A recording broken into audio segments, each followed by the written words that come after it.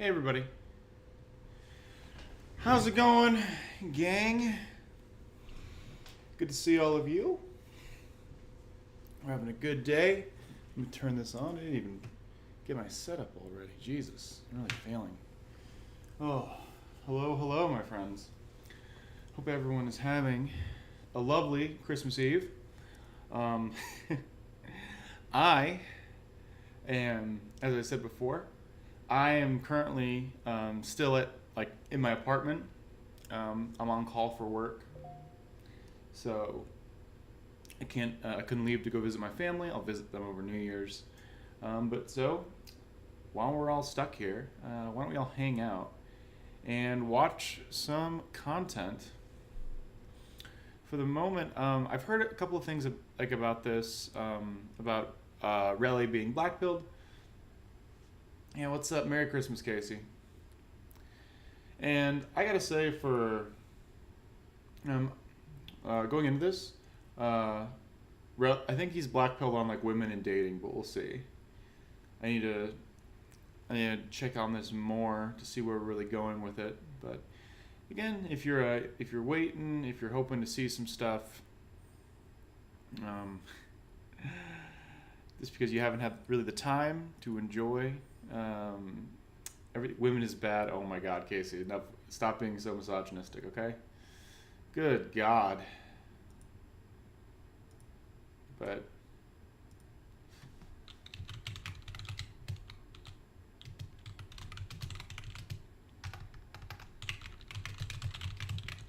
I know you're dating a woman, Casey. That doesn't mean that you can't be misogynistic. Jesus Christ, have we learned nothing, okay? Have we learned nothing? All right. So this is going to be 2.5 hours, so strap in. Open your thing of beer or your glass of wine or your can of Coke, or just get your water. And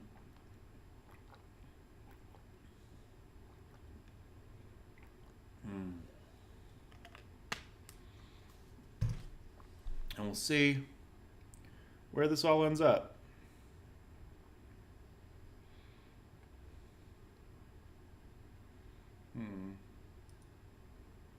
There we go. All right. Try and get those short-term relationships, and then later, oh well, I came to an epiphany. Because you don't know how to have a healthy relationship. You expect me to walk up to a woman cold and talk about politics? You're insane. That is an ontologically true statement. Please don't use that word. Okay, it is a necessarily true statement. There is no incentive to being a good person. That's how reality works. Ooh. Okay, so that was the opening. That seems like Relly's coming into that with some really strong opinions, pretty hot, because of his personal experience. So we'll see where we go in regards to this. Maybe he's had bad experiences. Maybe he thinks a lot of the things that is true in dating has a very negative connotation. So we'll see where he's at with that. You're on 6th Street paying girls $100 if they can successfully, keyword successfully, deep put a banana. I have a backpack full of bananas. So Bro, I would try. I would try, dude. Are you kidding me? $100, bro. I'm down to give it a shot. Also, deep throwing a banana isn't that hard, everybody. Jesus Christ. I can deep throw like a Coke can. There ain't no way. Joseph's over there. I don't think I could show this on Twitch, but there ain't no way. Oh no. Legit, would you literally give her 100? I don't think I can do it. You can try. I would. Don't make fun of me if I can't do it, okay? Of course not. Of course not. All right. Damn, fuck. It's too big. That's what she said. Oh. Boom. Okay. Hey. So I realized some of the mistakes that I Yo, made. her friend was smart, by the way. Her friend was smart to pull her away. Her friend came through and pulled her out. Hey. So I realized That was some of the wise. mistakes that I made in my early 20s. So I had met a few good guys that actually wanted to date me. And I was like, no, like, he's corny. Like, no, he ain't got no swag. He ain't got that that I'm looking for. Like, nah, not my type. Sorry, no thank you, not interested. So I went after what I thought was my type. You know, the guy with a little edge. You know, bad boy, got a little side to him. You know, tattoos and all of that good stuff. The interesting, mysterious guy. And I told y'all a lot about my toxic relationship. And man, after I went and took my ass over to where I thought the grass was greener on the other What's side. up, Roy? Only thing that was on that side was trauma, mental abuse, and boy, did I get dragged through the mud. These men treated me like shit. But they were fine though. They look good. I used to love when other girls would be like, "Oh, girl, that's your man. Like, he is fine, girl." Ooh. Meanwhile, I was being treated like trash. Literally trash. So This is something that can, like, honestly happen in a lot of dating or just, like, a lot of relationships. That if you're good enough in certain areas, then sometimes people will let other things slide. So what I'm talking about specifically is, let's say someone's great in bed and they're really fun to hang around with, but they're also just super frustrating when you argue with them, right? And maybe they don't help out around the house. And a lot of times, people will make, cost-benefit assumptions or judgments based on what they want out of a relationship at any given point, right? I don't think that's a particularly off-the-wall statement. But when it comes to those sorts of things, you're like, all right, is it worth it to have someone who's an asshole to me just because, like, they're attractive?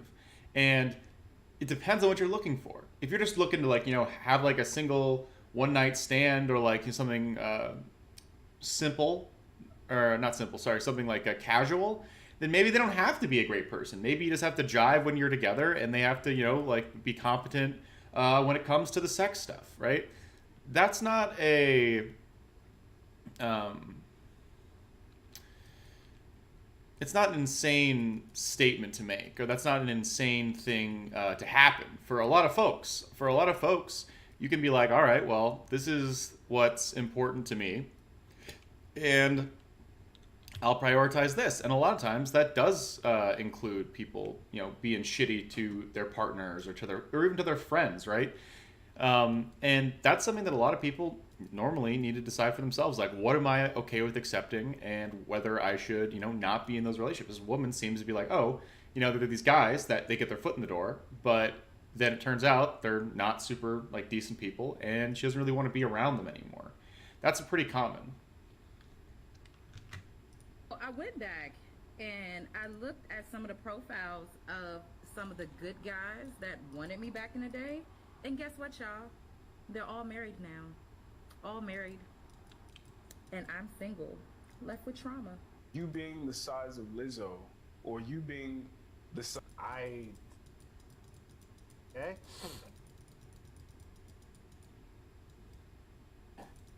That's one thing I will say. Like, if you're a nice dude, like, genuinely a nice guy, and you decided to not play the games, that obviously could get you laid, because being a mean guy can get you laid, legitimately. Being mean to women in specific ways, gaslighting, whatever. Doing a bunch of mental manipulation is a very easy way to get women, to keep women, and to have sex with women. Especially if you're younger, there's easy ways to do. If you're a base dude and you don't play those games, and you do want to still date, women that might have looked down on you in the past, I will say one thing. That's fine. It's a great thing to do. Do not accept women with trauma. Don't do that. That's not something that you have any need, necessity, none of that shit. Fuck that. Okay? Somebody that I'll let him finish this point. might have, like, learned that maybe you're a good guy after having done whatever, but accepting, like, genuine baggage Like when people meme about like other people's baggage, they're just talking about a high body count. But genuine like emotional problems that they're gonna have to do. Fuck that shit. You can find a woman who's 30 years old, whatever, that doesn't have trauma that you need to also deal with. Fuck that. You deserve better as somebody that didn't do that shit. That's my opinion. And so I can understand where Relly's coming from specifically here, but I would also say for this sort of stuff, again, maybe you really do jive with somebody and you have a great dynamic with them, a relationship with them, and every person has like shit from their past, right? I don't think any person doesn't have some like skeletons in their closet in regards to how they what they bring into relationships, right? The problem is is how much you're willing to accept or how much you're willing to deal with. And if you don't want to deal with that, you don't have to deal with it. But everyone's got shit. Maybe a lot of people have hang-ups for whatever reason because like maybe their parents or their family or their brothers or past relationships. And yet again, Relly is right in that you don't have to deal with it. But if you really do like somebody or you have a really good vibe with somebody, then sure, there's nothing stopping you from going for it. You just got to be aware that there might be challenges related to this, and if you don't want to deal with it, that's totally fine. You should never feel bad about not dating somebody because of trauma that they have or baggage that they have. But I would try and tell most people to be, at least attempt to be a little bit more understanding that, hey, everybody's got shit. We'd probably all be better off if we just recognize that, and you can make your decisions accordingly once you have that information. That shit, I'm not dealing with it. Fuck that. And he doesn't have to deal with it. Fucking NFL. That's a But I'm choice. a man with trauma, don't care. Linebacker. Women will abuse you? What a dumb state. Are you saying women mostly have sex with men that manipulate them? Correct. Those people with trauma are unironically going to expect you to not only deal with their shit, but have to solve their emotional damage that they've experienced. You're not their therapist, my guy. No, I agree. Trash take? Why is it a trash take? Man, I ghosted so many chicks in the past after I was done with them, and that shit feels bad looking back on it now that I have a daughter. Sure, Taliban super soldier. Sure that, it is what it is. People grow. Please go live on People YouTube. do grow, but people can also work through trauma and grow in we'll that go way. live right after this But video. again, Relly is correct here, and I do want to say that that's a very reasonable take to say, hey, it's not your job to fix anybody in a relationship. It's never your job to do that, and you shouldn't feel like you have to do that if you don't want to. But again, it just goes back to the cost benefit. I met somebody and they're great, but they have a couple hang-ups. Because again, nobody is perfect. I promise. You are never going to find a perfect partner. You are never going to find your soulmate. There's always going to be something they do that bothers you. There's going to be some differences in terms of interests or opinions, and the way of getting of having a happy life is having the conversations, maybe even having the arguments where you have to have the arguments to achieve understanding, and when things can bend, and if things can't bend and then you have to break, then break, and then say this isn't working. I can't do this. And then you walk away. And that's where you're supposed to go. I would say that's the healthy adult way of looking at relationships and looking at people, especially people who are older, right? Because I would say most people at a certain age are probably going to have some sort of baggage, not in a negative context, but just saying they've had previous relationships. They've had things happen to them because of how life works, and they're going to have things that they're adverse to. They're going to have things that they prefer, and you have to decide whether you want that. Yeah, what's up, Armisty? It's good to see you, buddy. Yeah, happy holidays. Hope you're having a good one. So, let's keep listening. Let's keep listening. I'm the person that's causing the trauma, then congratulations, you're probably having a lot of sex. Oh my God. If I manipulate women, then you're probably having a lot of sex. Or is it just easier to manipulate? It is easier to manipulate women and then get women. No one is without trauma. Some people are just more... Bro, what are you talking... Nigga, what are you talking about? Are you serious?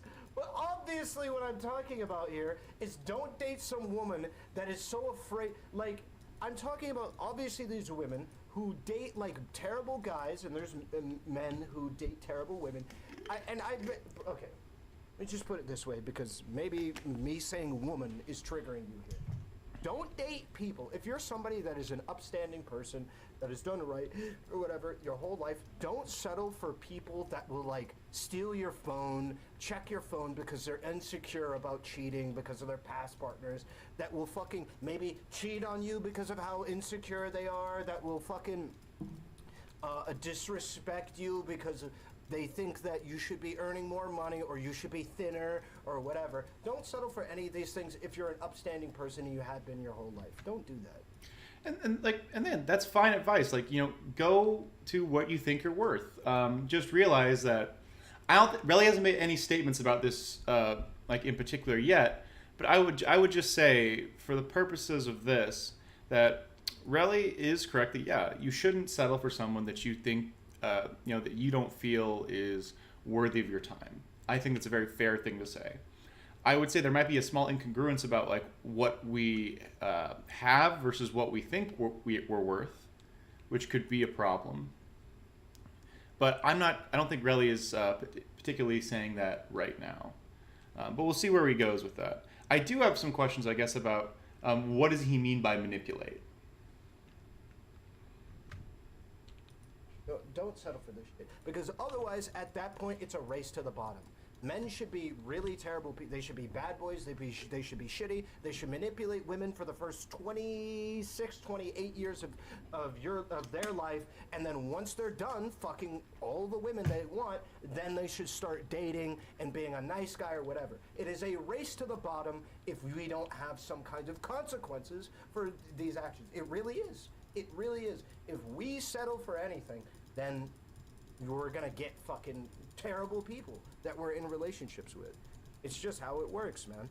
Like, I don't know. You cannot provide me a legitimate reason why you shouldn't manipulate women for the first 28 years of your life, and then once you want to start dating women, then then you're nice to women. You can't give me a legitimately good reason outside of anti-degeneracy. That is it. I don't know if it's just anti-degeneracy for this one for Relly.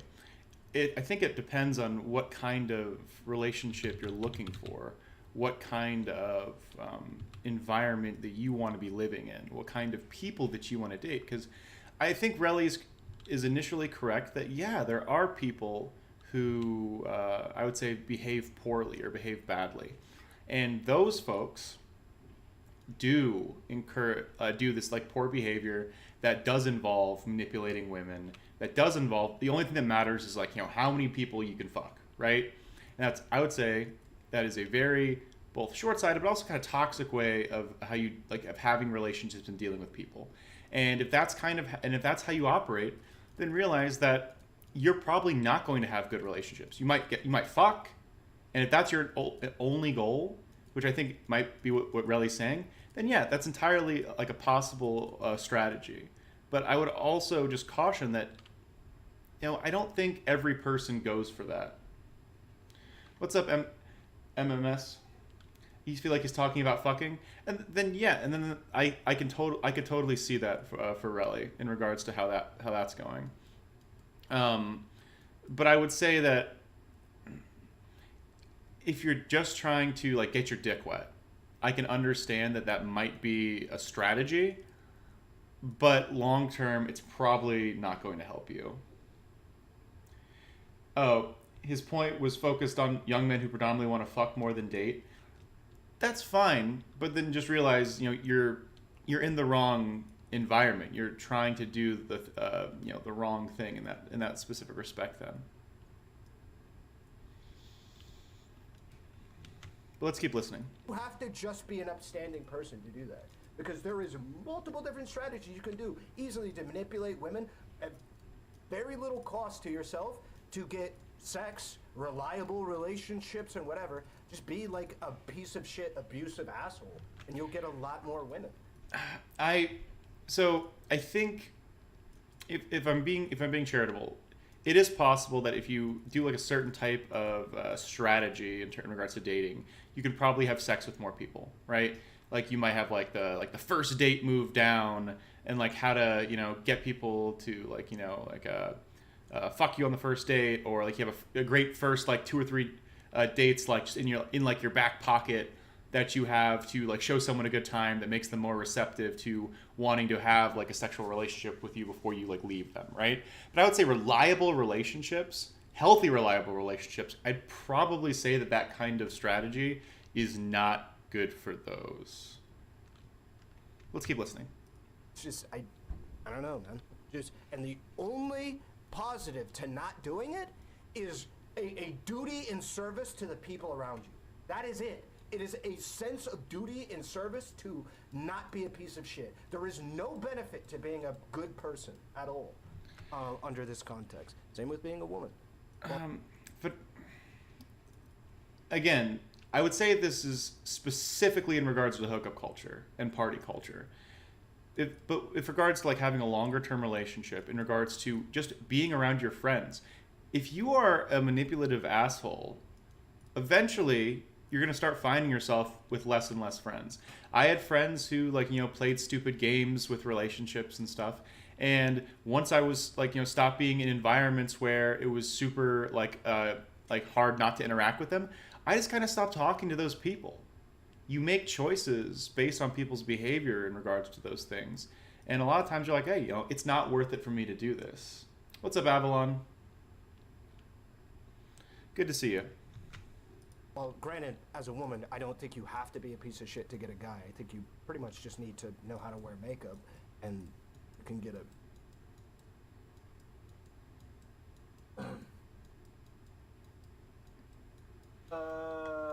What do you think the women who get treated like that end up like? Terrible people.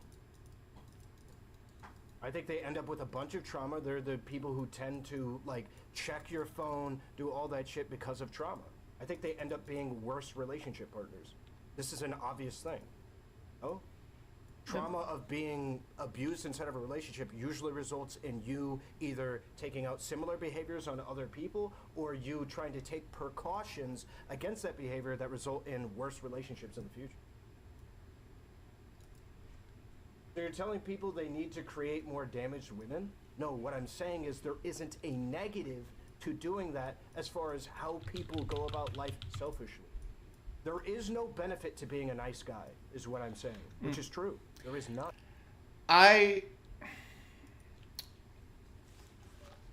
On a very surface level, I understand what he's saying, but I would say, especially for longer term relationships, being a decent person 100% will give you longer lasting relationships.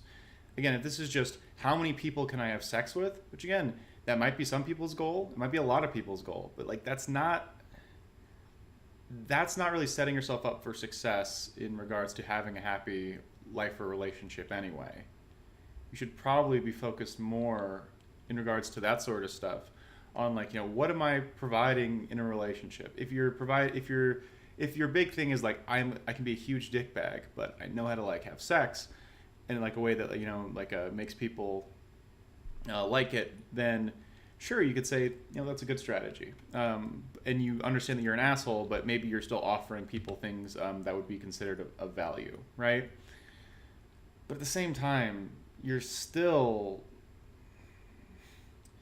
I think you're selling yourself short, and you're limiting the types of relationships that you can have. If you are someone, if you're like any average guy, you should be an asshole for the first 28 years of your life, 29 years of your life, just cruise through women, and then when you actually want to start dating, you become a nice guy. The only reason why you wouldn't want to do that is a duty and service to your fellow common man or woman. That is the problem. It is only genuinely out of virtue that you are a nice person. I just. Oh yeah, how tall do you think Kidology is? 5'6", 5'7"? That's just So like I read people write about I would say body that count ignores higher, like the body social count prisoner's equals dilemma more sort of stuff. possible trauma, so it's definitely a higher chance. Yeah, there's definitely a higher chance for trauma for sure. Even in your view, you're lowering the dating pool. Doesn't matter. You got what you wanted in your early years. You had your fun, whatever, phase. The benefit is other nice people will keep you around, but you don't want that in the first 28 years of your life. A lot of guys don't. They just want to be able to have experiences with women, including sexual, maybe short-term experiences, because they're not looking for a wife in the first 25 years of their life. They're not looking for a wife. They're looking to just have fast experiences. Again, I'd say that's more common now because of how hookup culture exists inside like America and other like countries. But there's still definitely people who are looking for long-term relationships before they're 25.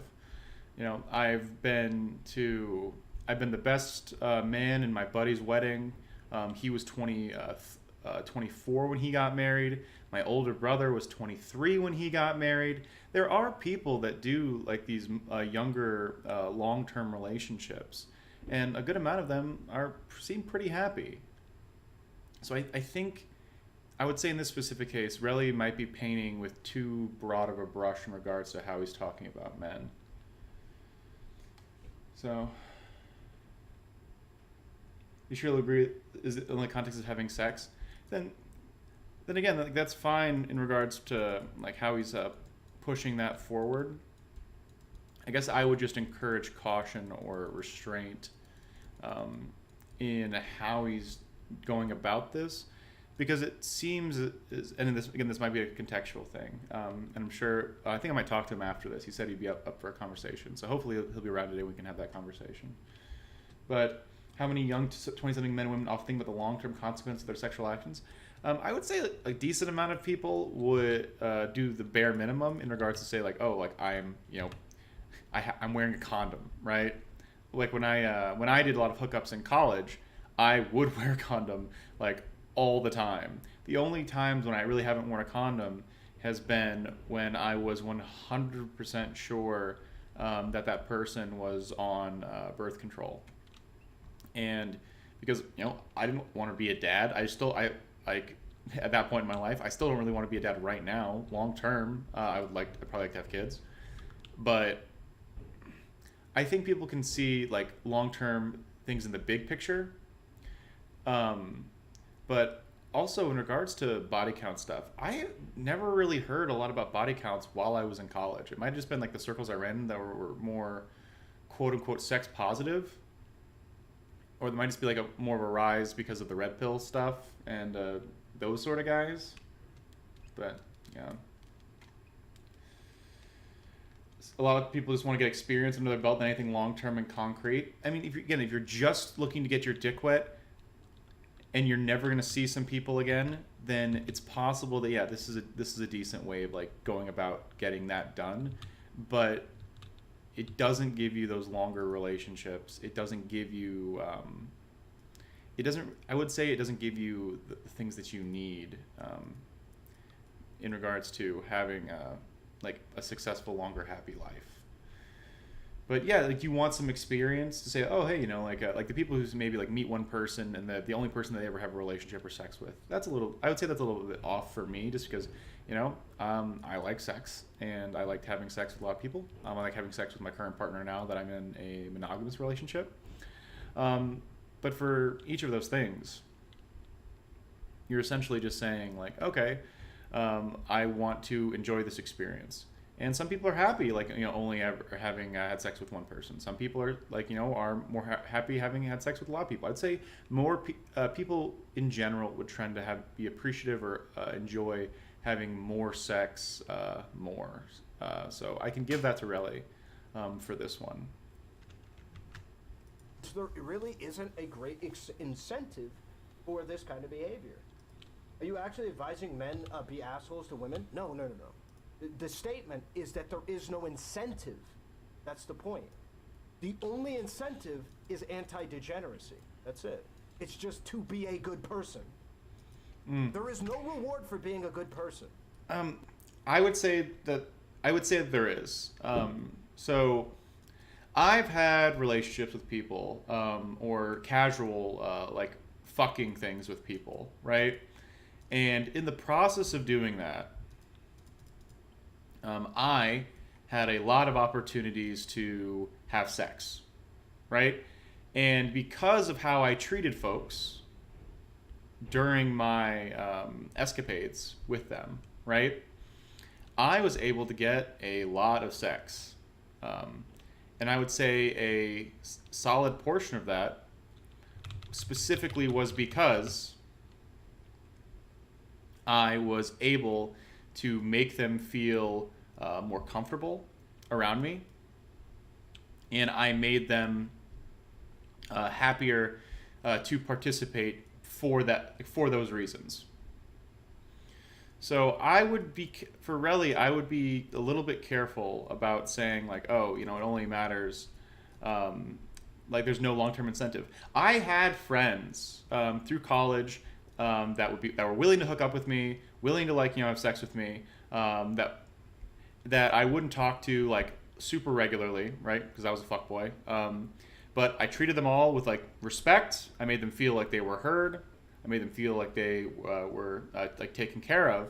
And so, one, it got me more sex because they were always willing to have sex with me. Whenever they're like, "Yo, Hanz, like we got some, I haven't had dick for a while. Like, can you help me out?" And they also help me have more sex because they would introduce their girlfriends to me. And there was a running joke in the the circles that I ran in, that they were like that women would pass me around because they knew he's like, oh, he's a pretty good guy, he's not looking for anything serious, but he knows what he's doing in regards to having sex, and he's not gonna fucking rape you or anything like that. And so a lot of women who wanted something casual would just be like, yo, Hanz, how you doing? And I would have sex with them, add to my body count, however. I don't really care about that. But I would have these relationships and hookups that were only because I had a reputation as a really chill guy. So, but I can still see from Rel's perspective that if it's just like a Tinder hookup that you don't share any social circles with, that you don't know who anybody is, then I could understand from that perspective that, hey, it might be harder. It might be easier to get away with some of this shit, right? That feels like something that could easily happen. So, I'm not gonna doubt Relly in regards to those specific concerns, if that makes sense, because I can understand why he would feel that. None, outside of a sense of self, and I've unfortunately lived long enough to know that there's people that don't care about being a good person. There is genuinely human beings on Earth right now that have no desire, no care, no inclination to being a good person. It doesn't even matter to them at all, which blew my mind. So there is people who are alive right now who have no connection to their sense of self, whether or not they're a good person. It doesn't matter. It's completely irrelevant. Are there some people that are like that? They're like sociopath manipulators? Yes.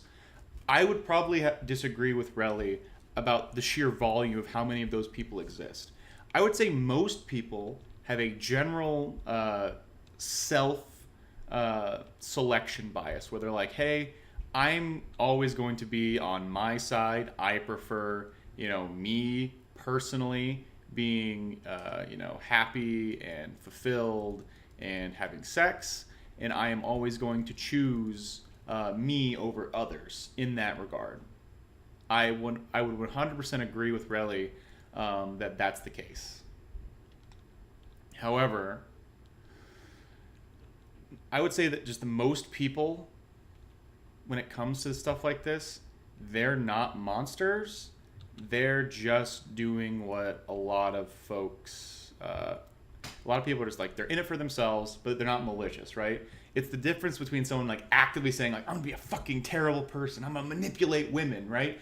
It's more like most people are just like, oh, this is what I want.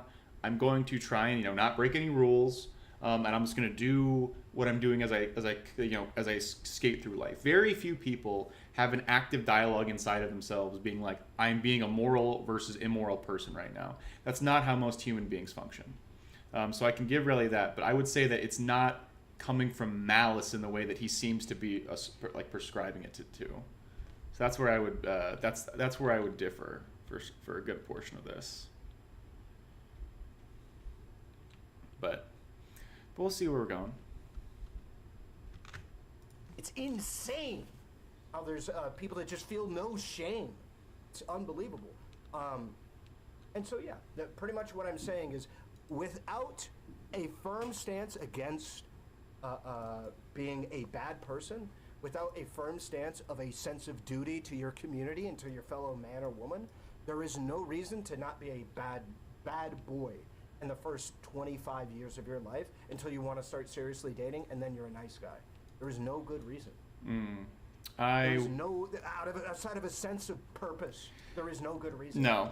I think there's a good amount, like I said before, I'm not going to keep retrying this, effective altruism or self-interested altruism. And I wouldn't say that's a crazy manipulator move. I would say that just, hey, if I'm putting out good energy into the world, then the world's probably going to respond with better energy back to me. And that's where I would go with that. A lot of these relationship problems seem to come from not being honest with your expectations. True, Drax. That's very true. It's 100% true. A bunch of women, you can get laid like right now if you disrespect women. Right? You can fucking be a piece of garbage. There's a lot of manipulation tactics that can get you sex, that can get you short-term relationships. Fuck, long-term relationships that are toxic, but you can get whatever kind of relationship you want that is, granted, be toxic in a short period of time.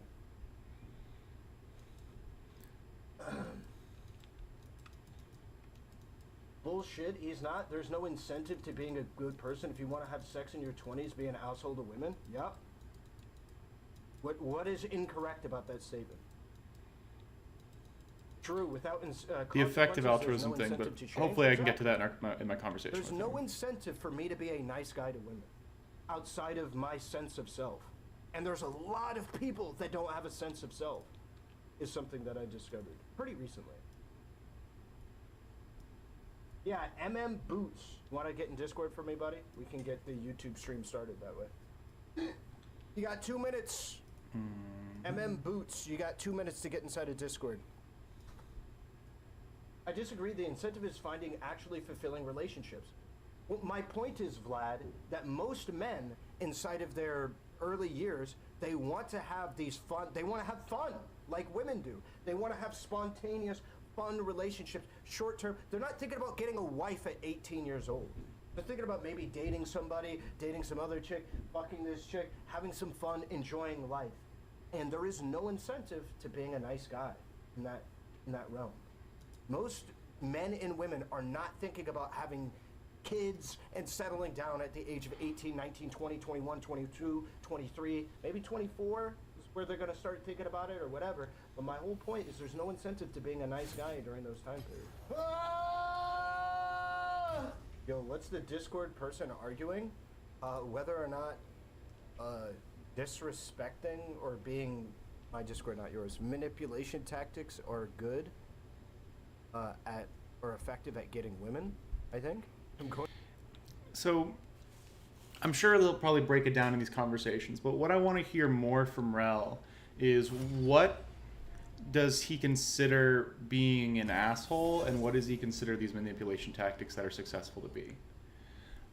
It's a 2-hour string of debates, so I'm pretty sure he's going to have those conversations.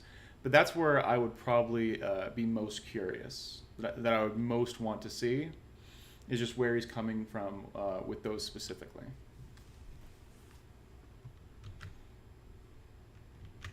Going to say the N-word YouTube chat? Oh no. I don't think DK Editing is the person. This is what's his face's editor, right? This is Chud Logic's editor. I don't think that's M Boots, is it? So DK is Chud's editor. I'm Star's editor, and he's my boyfriend. So you guys both have the title DK? No, I just said I'm on his computer. Oh, okay. All right, so what was your issue? I mean, you're saying like the most inflammatory stuff with barely any explanation behind it. That is like literally the worst thing that somebody who is struggling to get a girlfriend in their 20s can hear. What is that? First of all, that people should not date women who have trauma, which is literally like, if a woman is over 30, odds are that she has trauma from dating one of the assholes that like you were talking about guys should be if they don't have any incentive to not be it. Yeah, do you disagree with the idea people should avoid other people with trauma? Yeah, everybody has trauma. And I know that you kind of clarified that, but people that are like insecure, like, and want to go through people's phones and shit, like that kind of stuff is not a permanent part of somebody's personality. Just like you're saying, like, women in their 20s or whatever. Let's start it there. It's cool if it's not a permanent part of your personality. I don't care, because I don't think anybody who respects themselves should be a part of their development process going through that. I don't think so. Well, I mean, if you don't... So, again, this is for, I'd say for Relly specifically.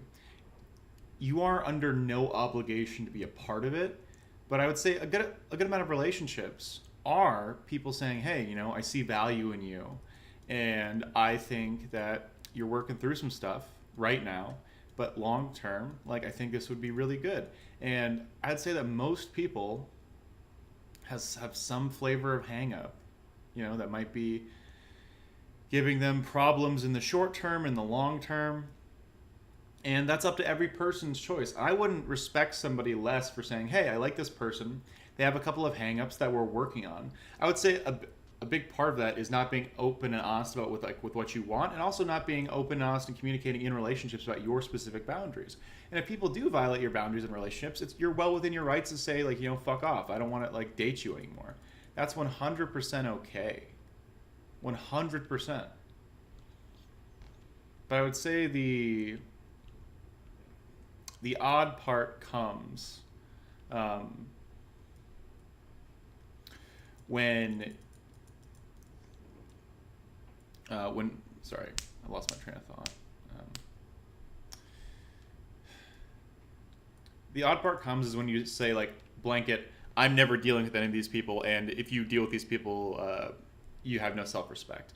I think that's a pretty narrow way of looking at things, and I would say that's not a toxic might be the wrong word. I'd say it feels like a silly way of looking at things, because you could probably end up with a lot of really solid relationships. You don't care, then it seems like you're not like a good person, and you probably should stay in that like 20s group where you're just fucking women and you don't care about them. No. I think it is a clear breach of trust, and is a clear. This is phenomenal how you're saying that the real problem is me not wanting to date a woman that is going to go through my phone without my permission. I am the one. No, that's not what I said. You asked me. That's what you just called me, an asshole for saying I didn't want to date that woman. That is a deal breaker for me. I'm not going to do that. I'm not going to date a woman with trauma who does that. The different issues that I had with things that you said, so I started from the top. Yeah, and one of them was that I refuse to date a woman whose trauma forces her to do something unethical, like go through my phone without my permission. I refuse. And again, that's a choice that Relly can make that might limit his dating pool, because there are definitely a decent amount of women with trauma like that. And if you don't, if you're not in a relationship because you're unwilling to subject yourself to someone who might have some bad habits or tendencies, and you're unwilling to, stand your ground and work on those tendencies, then realize that, that limits your dating pool. And again, it's totally okay, because everyone has standards about what they will and won't accept in relationships, and what they will not accept in a partner. And that's okay. But just, we'll see where it goes. confused. Right. And I believe, on top of that, any self-respecting person should not deal with a woman that has that kind of trauma that makes her do something Shoemaker, what are you complaining about? unethical either. I don't Right, think they should. and the whole problem with that is by saying that like there's no incentive to be a good person in your 20s and you should just treat women like trash and manipulate them, is creating those kinds of people. No. So you misunderstood the reason why I said that.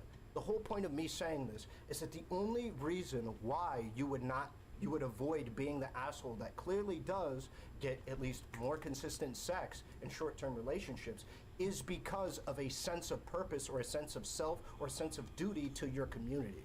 There is no other legitimate reason. So, but when you say that, it sounds like what you're saying is All right, Shoemaker, I'm sorry, buddy. You're being really annoying. We're not talking about this at all. Like, this has nothing to do with what we're covering. You created an account like 5 days ago. You're obviously just a troll, so I'll see you later.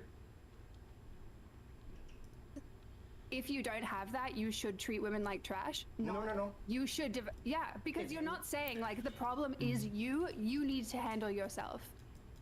You're saying like if you don't care about women, then you should do this. No. Okay. So he's being descriptive in that like it seems as if this is a more successful thing, and she's taking issue because she thinks that he's essentially giving people the go-ahead to participate in this behavior. That's what she is interpreting from this interaction, which I would say is incorrect currently, based on what I know about Relly. However, I could still understand. I can understand why they're having this disagreement, because she thinks it's because he's telling men to behave like this because he's not giving a strong alternative, and she also thinks that he's prescribing that you can't date someone with trauma. Is to illustrate that there isn't this illusory thing, that there is no consequences for your actions, not to you as a person. That the whole point is that for us as people to create a better environment, we have to hold ourselves accountable. We have to have a sense of pride about being a good person. And it seems like most young people do not have a sense of pride about being a good person. We interact with our day-to-day life, we interact with other people in a way that we have no sense of self that is attached to being a good person. Our only sense of self is, does this provide me pleasure in the short term or in the long term? That is it. We have no sense of anti-degeneracy. That's what it is. We were just like, you know what, fuck it. I want to have... So this is... I want to talk to Relly about this, because he seems not just Blackpilled about relationships, but like a lot of human interaction in general. And there are certain relationships, I'd say in particular, sometimes relationships aren't always fun, right? Someone might be going through a really hard time. Someone like a family member or a friend of yours might be being an asshole, right? There are plenty of ways in which things could go poorly, that you could have relationships that you think might be unfulfilling. And at the time, if you left every time you were frustrated by a relationship, whether it's a romantic relationship or a friendship, then you'd never have any friends or partners, because human beings aren't perfect. And everyone, I think, has adequately described in this segment so far, that there should be deal breakers, that there should be things that you're okay with versus not okay with, and it's not wrong to have those standards, but at the same time, realize that it does limit your options. Have sex with women, so I'm going to, and an effective way of doing that is manipulating women. Do you disagree that it is an effective way of having short-term relations? No, of course not. Okay, so then what's the issue with what I said? Because what you're doing when you say something like that, and if your audience is like incels or something like that, they're not going to hear become a better person. They're hearing, if I want to have sex with women, I need to be a shitty person. Good.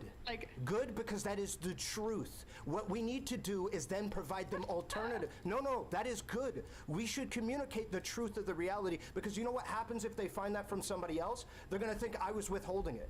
I was withholding this idea you that think would they don't excuse know you. that? No, I think there's a lot of people that don't know exactly or they don't know it from people like me. They hear it from other people who are like red pillars or whatever, who tell you game that does contribute those things, and then when they try it, they then think, oh fuck, what the red pillar said was true, and they think to continuously look at their content or what they're talking about as solutions.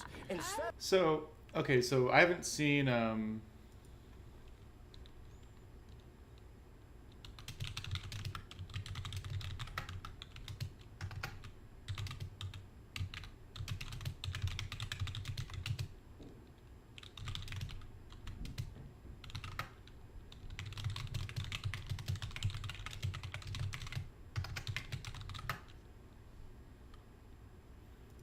You've been watching so much red pill content lately. You've gotten quite a bit more on the red pill side. okay, give me one take that I've changed that has been more red pill. But I don't know one take that you've changed. So then why did you just say the sentence you did?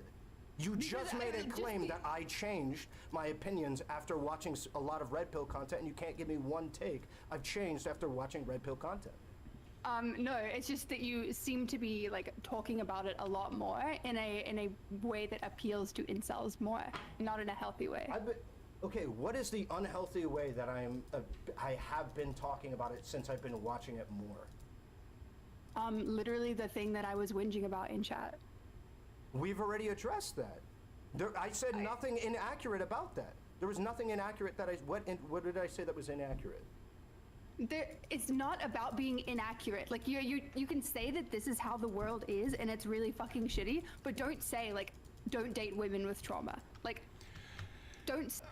like, again, this isn't a just be nice argument, but you could say that I disagree because like he's well within his rights to say there's nothing that forces you or requires you to date somebody that has trauma, right? There's no requirement for that. None at all. If you don't want to date somebody with trauma, it is not your responsibility to do so. And that's a totally fair and fine statement to make. You could make an additional statement and say, hey, at the same time, these are what I prefer. This is my preferred type of relationship, and I would say that you shouldn't discount people just because they have trauma, because you might have a lot of really great people. Say like, if you want to do this, then you should do this. Horrible thing. Do you agree? Like, Do you think we should be dating people with trauma? Do you think? Am I coming back to streaming? I'll be back for a bit. I'm back for a while. I might be applying for a position that will take me to a place where where I probably won't have as much time to stream. So it'll probably be for probably the next maybe 4 or 5 months. So just come and hang out. Just something we ought to do. The thing that sucks is that it makes it sound like people with trauma are bad people. I would say, I don't think he's directly said that, but I think you can definitely take that from it, that if someone's saying, hey, it's not your responsibility to take care of these people, you're under no obligation to do so. And that can probably come across as, at the very least, insensitive to people. So I can understand where that's coming from.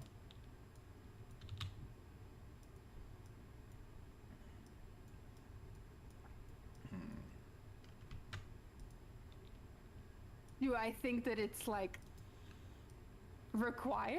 I don't understand what you mean. I think that it's fine to date people with trauma. Yeah, I think it is fine too.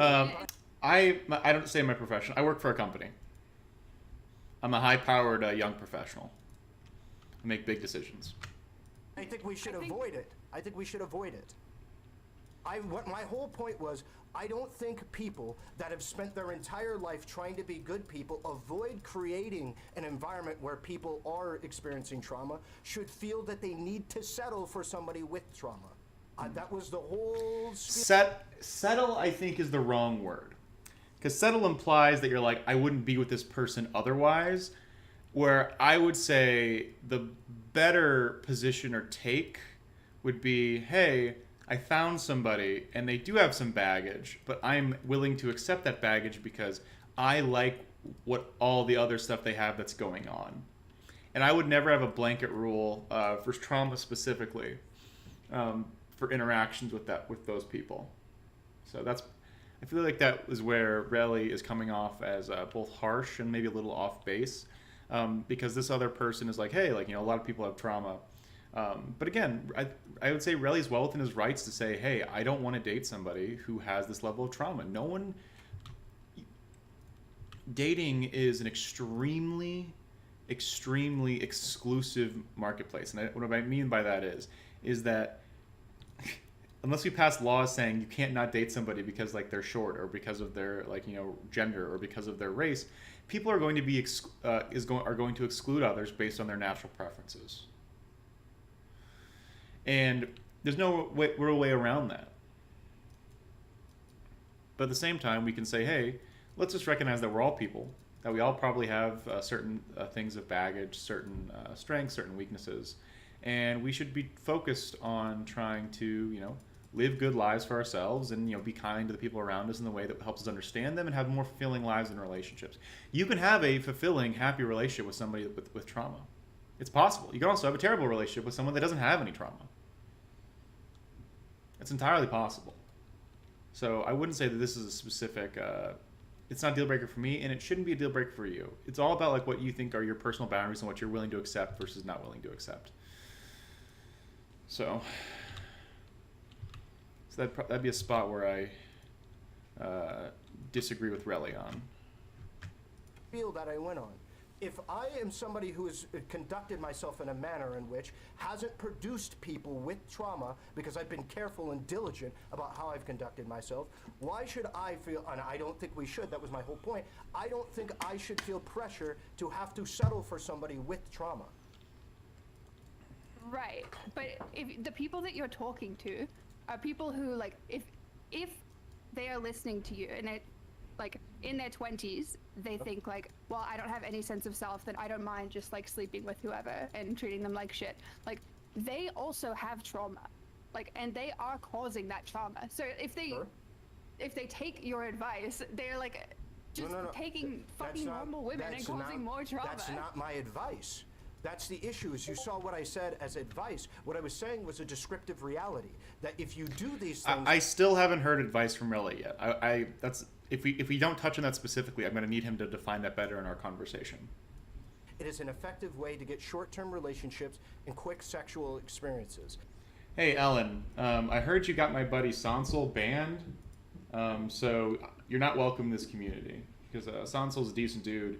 And all you seem to be doing is just going around being a troll. So it's good to see you, buddy. But please go cause problems somewhere else. Don't need that level of toxicity in the community. That is what it is, right? And there is no incentive on earth that prevents us from doing that. We have to hold ourselves to a higher standard. We have to do that independently. And a big part of this shit that I talk about is holding yourself to a higher standard. My issue is that nobody talks about holding yourself to a higher standard, and that is what is necessary. It seems like what we tell people is that it isn't an effective way of doing it, or we avoid the subject in general. It is an effective way of doing it. I have to look people in the eye and go, I know that this is good at getting you what you want. If you're a young man that wants sex or short-term relationships, this is a really good way to do it. But the problem is, you ought to hold yourself to a higher standard because it pollutes the environment for everyone else, and including yourself. It does that. You should stand on your own two legs with your back straight and not do these things is a part of exactly what I said. But you denying that it is an effective... Okay, that is not a part of exactly what you said. Yes, it was. Like, I was listening to you the whole time. Like, you should go back and fucking listen to it. Then why do you think there were so many people adding you in chat saying that that's not what I was saying? Because you've probably clarified your stance on this at a different time and I wasn't listening. But I'm telling you what I heard in your stream and I was listening to it. You're not saying, like, this is something you can do. Like, yes, it is possible you are going to have more sex. But, listen, what you need to do is not do that. Okay. If you didn't hear me say that, then that's fine. If the whole disagreement just comes... down to you not hearing me. God, bro. If the Sorry, whole it's CJ. if the whole disagreement just came down to you not hearing me, state No, that, it's not that I didn't hear you. It's okay, like I can, or that I can didn't say hear it. That's completely What, irrelevant. what you're saying though is like the only reason to do this is if you are a good person, which you Yep. have no incentive to be. Correct. There is no incentive to be a good person in material reality. There is none. Outside of sense of purpose. I disagree. There is no good. There is no reason. Tell me what reason there is for like Jeff Bezos or any of these other people with a lot of money or influence to do good things. It's not the people with the most power that can close themselves off from society. It's more on the smaller scale, people can make choices that help themselves and other people, because it makes your life better by having friends and family and partners that care and trust and love you.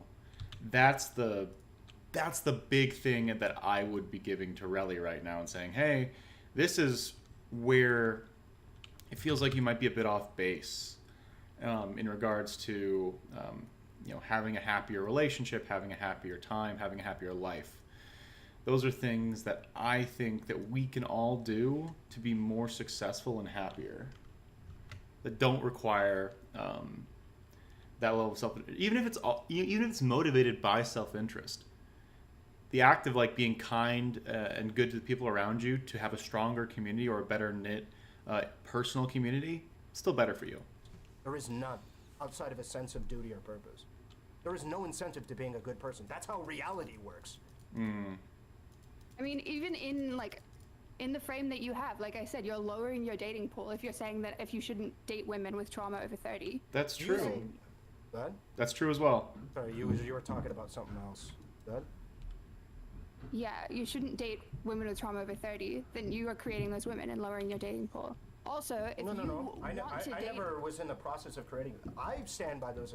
I'm not going to date a woman with trauma that causes her to do a bunch of fuck shit to me. Fuck that. There's plenty of women that are like upstanding people, that are normal fucking people, that aren't going to do shit like check my phone without my permission. Fuck that.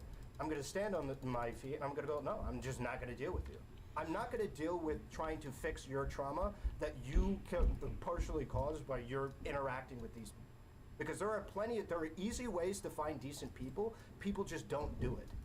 People like things that are more spontaneous. People like for instance, the woman earlier in the story, there were actions that she made, I'll grant, not with as much clarity or clairvoyance as she would have liked at the given time. Maybe she was young or whatever. But there are people, grown adults, who have avoided making mistakes that other people have made that have brought them to the problems that they are currently having. I don't believe that every single person who's experienced trauma or is actively like a piece of shit to another person was only that way without anything that they could do. I refuse that. So so if there's an abundance of people that make good decisions, this feels like a small contradiction, where it's like if there's an abundance of people that make the good decisions, then it doesn't matter if there's people with trauma, because you can just pick the people that don't have trauma. If he's saying that there's a societal demand that you have to date people with trauma, I'd say that's incorrect. I don't know where he's getting that from. Find somebody that doesn't go through my phone, that doesn't do these various different things that may be caused by trauma, and I'll just get in a relationship with them. Or just not get in a relationship at all. I think it's really, obviously, yes, that's fine. I have no problem with that. But when you start off by saying, never date a woman with trauma, and then have to go back and clarify what you mean, it's pretty fucking toxic. How is it toxic? Because people are going to hear, don't date women who have gone through trauma. They're not going to hear, don't date women who go through your phone. Because obviously that's good advice. You should not date people who go through your phone. I said it explicitly in the context of that trauma manifesting inside of a negative pattern of behavior inside of a relationship. And I gave the example of the phone. I gave the example of suspecting you're constantly cheating, possibly cheating on you because they're so insecure and things like that. I gave those examples at that time. You gave them later, but yeah, I'll accept that. I just think that it's really important to like push that like doing this is creating these women with trauma. Yeah, but from the perspective of selfishness, which is what most people are operating with, who cares? Not your problem. And so we need to give people a reason to care. And the only way that we can really do that is by making them have a sense of self that's attached to being a good person. I don't think And you most have to young do people that. don't have that. Men or women don't have that. Oh, wait. Fuck. I'm a little delayed, but another reason for you don't have to just want to be a good person to do that. It creates more possible partners for you. I already said that. No, I don't think it does. Are you talking about Same long-term? bullshit. Are you talking about long-term partners? But you already repeated it. So he might say that that's anecdotal, but I'd still want to hear what he would say to that specifically, because I'm of the same opinion in regards to that. I think it is true that if you have people who are willing to do that, then you're going to be better off. 1 second, sorry. I'm also playing a game because I'm such a fucking talented boy. Go Hanz. You talking about long-term partners? Like No, when but you're ready to settle down? even short-term partners, like in terms of hookup culture. If you're known as a good person inside that business, it just a is lot more better for people will have everyone will have overall. sex with you. Yeah, but It I get is better for you if you don't do that shit. no. Well, no, it depends on what you want. If you want short-term relationships, if you want fast sex, then no, it's fine. Sure, And yeah. your own contribution to that isn't going to poison the well for all women. It's not going to happen. If I disrespect all the women I ever interact with, there will still be billions of other women that are perfectly normal and well-adjusted. I could just go find one of them after I'm done. My own After you're done thing seems odd. And I know that people do this, but I would say, again, even in the short term, and this might just be like chalked up to an experience thing. I'm pretty sure Relly has had like relationships in the past and that sort of thing. But I would say for this, it's totally possible and even potentially probable that someone has a relationship and is like, oh, this is good for me. No one's like, like raping anybody or anything crazy. And people are hooking up. They're not being like crazy or monstrous to each other. And, sometimes it just doesn't work out, but like, you're still like cordial with each other and you're still in the same circles. So it makes your social interactions with people better. This is only, I would say this is only true if you never interact with these people again. That's the environment where this is 100% correct.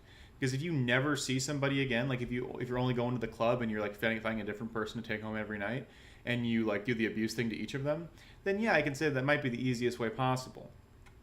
But if you want to have, say, like less stressful, longer term like interactions or relationships, this is not the way to go.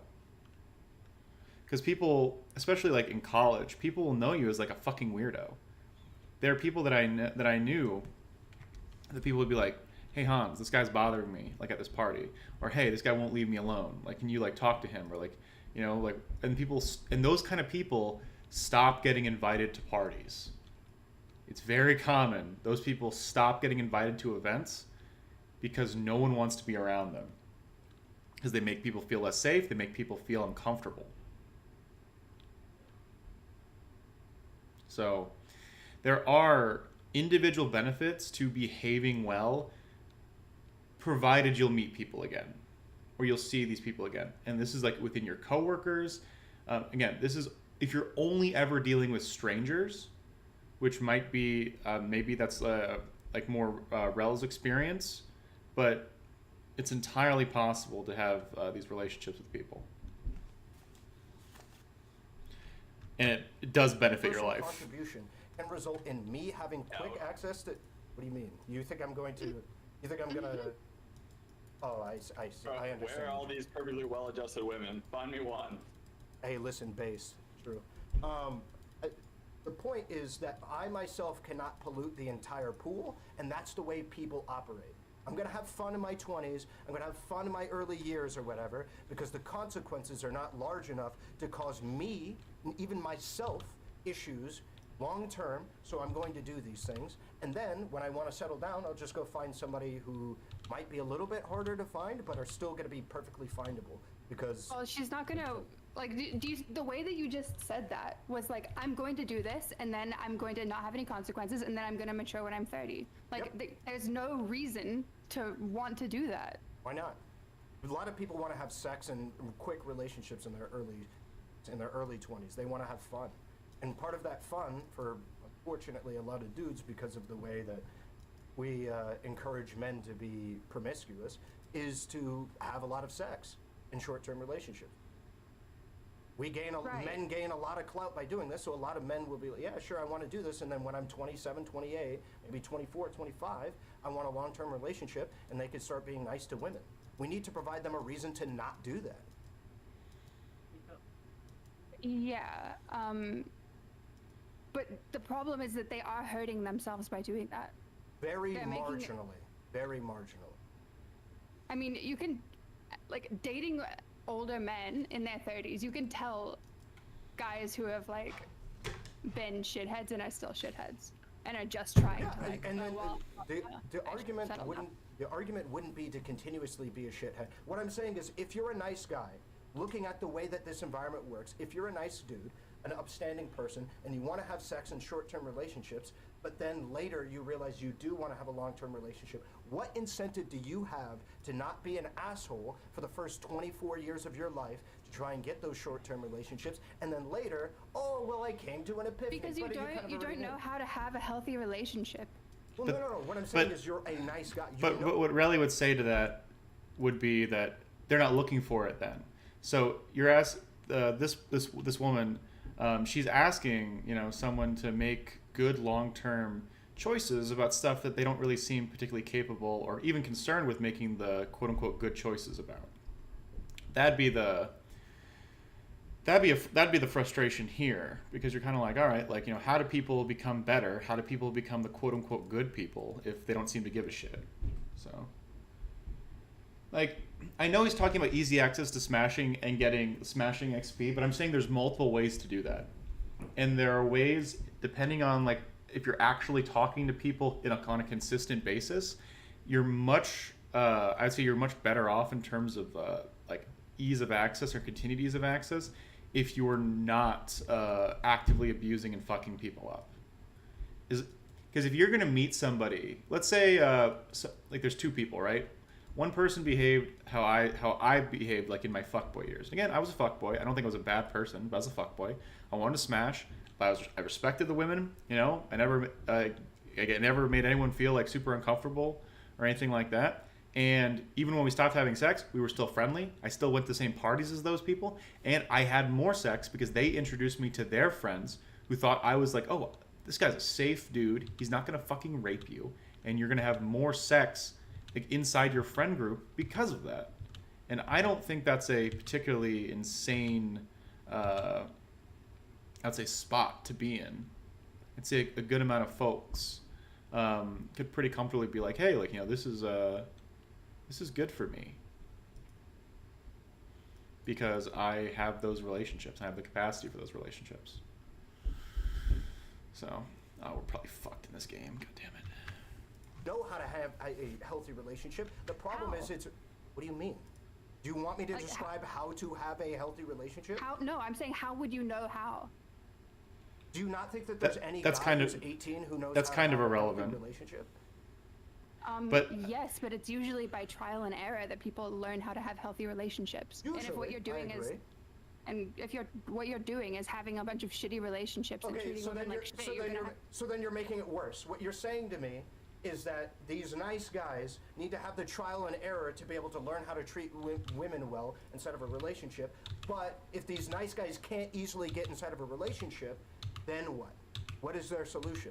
Because by the arguments we have made already, they could be mean, get into several relationships, figure out how to treat women by initiating at a point of being mean or rude or abusive, get in a bunch of relationships, figure out how to treat women, and then later in life, Well, how are they learning how to treat women if they're just like being dicks to them? Because like, what we just described earlier, that being mean to women will enable you to be able to have sex with women more consistently, i.e. get you more interactions with women for longer periods of time, and also potentially get you short-term relationships, something that you may not have otherwise had. There's plenty of nice guys that are incapable of getting inside of relationships in their early lives because of X, Y, and Z reason.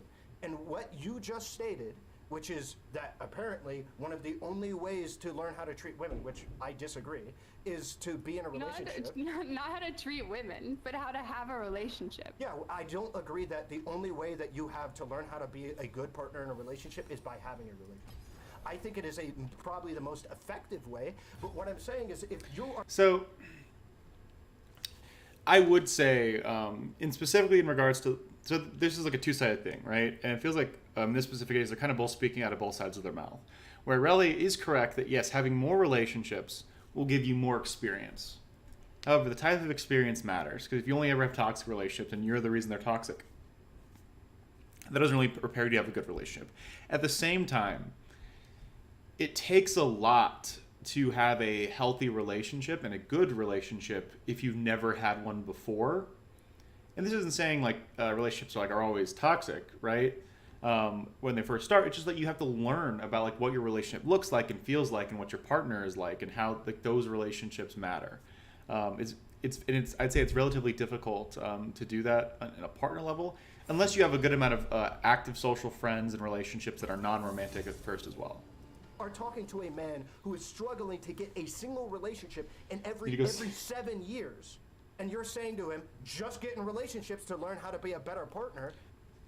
If you need trial and error, why not just be a fuckboy in your 20s and trial and error, change man in your 30s? Again, I've already said this before, where, again, if you're not just doing one-offs with these people, and you're trying to have more interaction with them, or they're in your coworkers, or they're in your friend group, being a non-asshole will get you will probably get you farther in regards to sustained casual relationships.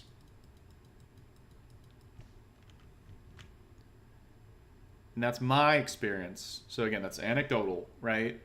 But I've very rarely seen people who are bad to like their partners have constant long-term casual relationships. There are probably people, I'm not in a relationship right now, but like there's probably a couple people that I could ring up now if they're in town or something and be like, yo, hey, you want to get like drinks and like come over and like hang out?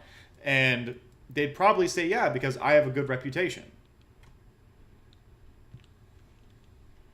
So yeah, again, this is only like level 1 prisoner's dilemma like shit, where it's like, okay, if this person's going to interact with you more than once, you probably shouldn't treat them like this. Or if they have other relationships with other people. Because if you start being shitty towards these people that are going to be in constant interaction with you and your other like cohorts, then you're going to start having more problems. I think that's where this sort of breaks down, and that there is a selfish altruism that does benefit people. Well, great. Like that's very helpful to him. I didn't say that they should just get into relationships to learn how to be a bit better partner, but I know that if they're doing like the treat women like shit thing, then they're making themselves a worse partner. No. For their future relationships. That's not necessarily true, because there's multiple different factors. One, you can present yourself as somebody who women might be more attracted to, like what described previously. You could put on, you could learn game. You can get fucking tattoos. You can look more rough, whatever your women inside of your area find to be disproportionately attractive. Primarily depends on where you live, right? You can fall into these categories, and then you can be nice to these people, or you can be mean to these people to get quick, fast relationships. So that way you can get relationship experience. You have like such a skewed view of what women want. What do you think women want? What do you think think women want? I think that you think that women care a lot more about income than they do. I think that you think that women... How much what makes you think, like, what line do you draw where I am versus what women really want? I think that, like, it's not just income, it's like a status thing, right? So like, I don't I haven't talked to Relly in a minute, so I don't know what his supposed red pill positions are, and so this person's fault in this current conversation is she seems like she's trying to ascribe to him things like extrapolating from his current statements that he either hasn't fully made yet or he hasn't actually said, right? So I don't know where Relly stands on this specific topic in regards to like what it takes to be attractive. It seems like Relly's thing is just was to say, hey, look at what's attractive in your current area, and then just work from there to see like where you can go with it. So that's like that's a very possible thing to do. I don't think it's particularly insane, but there is this always constant thing about like how do you become someone that other people want to date, and that's always going to be a frustrating conversation for people. It's like what hobbies do you have? How socially acceptable are those hobbies? How good are you at conversation? How good are you at first impressions? How good are you about personal grooming and hygiene? How good are you at fashion? How do you look, right? In regards to lifestyle stuff, it's not just about money, but like is your apartment clean? Do you have activities that you can do at home? Do you know how to cook? What are you providing inside of a relationship? I think people who say that you don't need to have these sort of things in a relationship are kind of lying, or at least misrepresenting what it takes to have relationships, because everyone needs something from a relationship. No one is going to go into a relationship saying, there's nothing I need. I don't need sex. I don't need emotional support. I don't need a partner in my life. Like, everyone goes into these, and relationships on some level are transactional. That's not necessarily a bad thing. And it's not always one-to-one. It's like, hey, maybe we're providing emotional support to each other. We provide physical comfort and pleasure to each other as well. We share our income. We share, life challenges. We support each other. And so some person might be, pulling more weight at different times than the other one. And at different times, maybe the other partner is pulling more weight. And those things are always going to be contextual. So, but this person seems to just be frustrated with how Relly is saying it. Because he hasn't given a position yet that she's actively fought with beyond her being frustrated that he's saying that it's easier to be an asshole. Which again, I do take issue with. But we'll see where that goes. I guess looks would bump you up in status as well. Like women don't think about that when they're going into relationships. What, looks?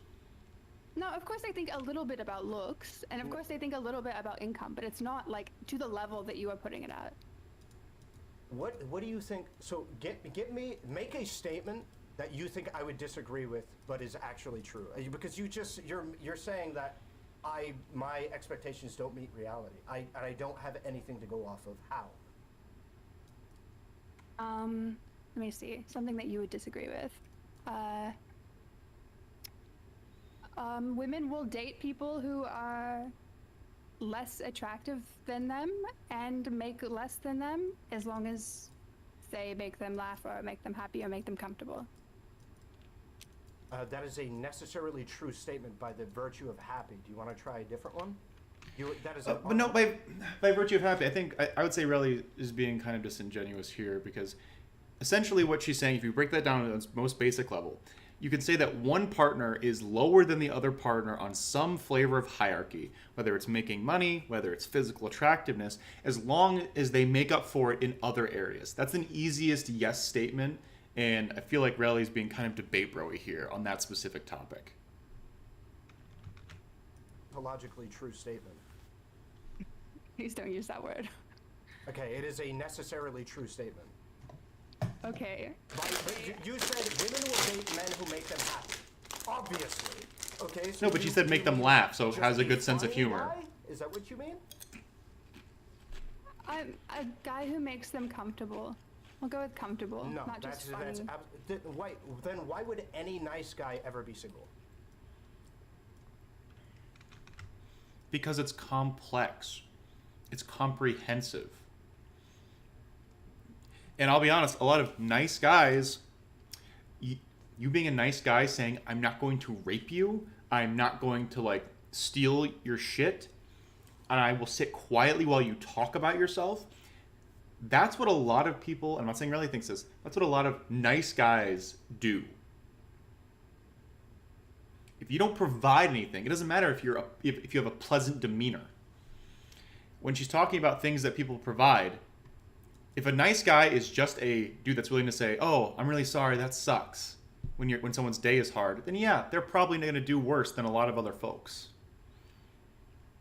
100%.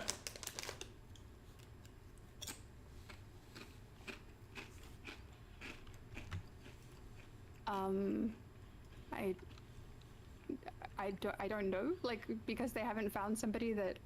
No, give me a legitimate reason. Why would any nice guy... legitimate reason. What do you mean meshes with them? Because a nice guy is capable of making a woman feel comfortable.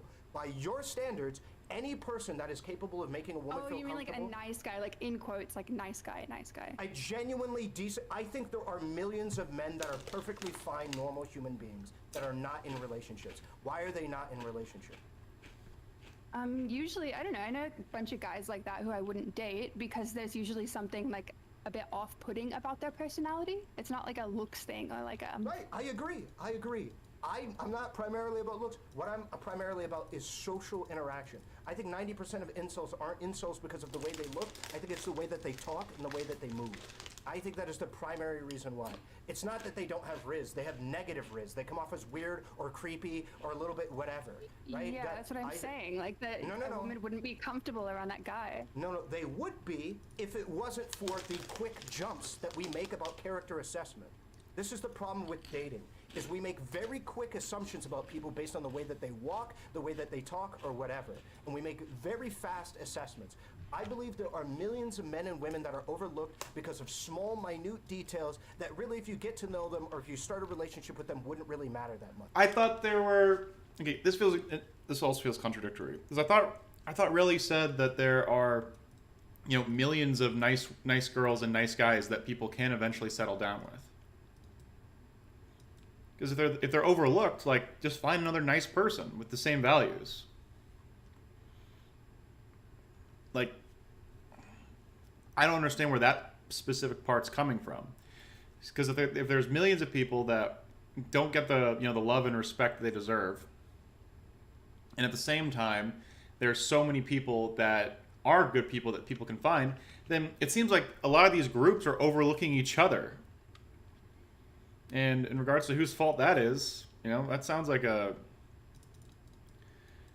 their fault, if I'm being honest.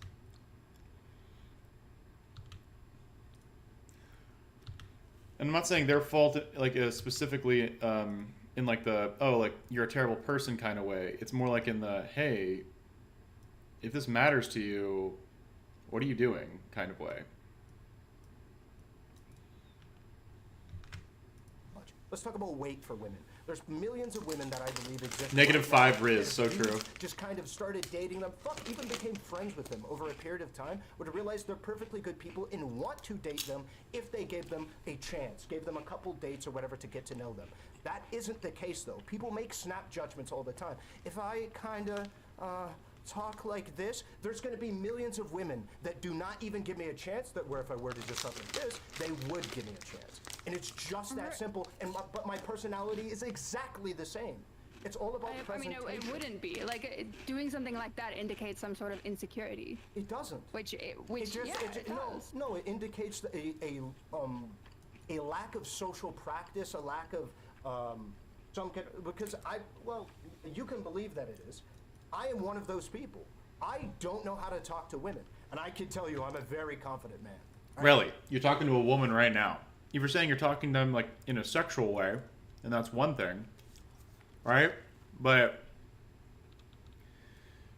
in regards to this, like, just for Relly in particular, you're doing just fine. If you're saying your interests don't appeal to the majority of women, that is a problem. But that's also, I could say that that's a more modern problem where people feel like they have to share every interest possible with their partner. Which isn't true. It can help, but it's not fully necessary. It's not. And when you're trying to think about, like, oh, you know, like, what's good for this relationship versus what's bad for this relationship, like, I think Relly is selling himself short here.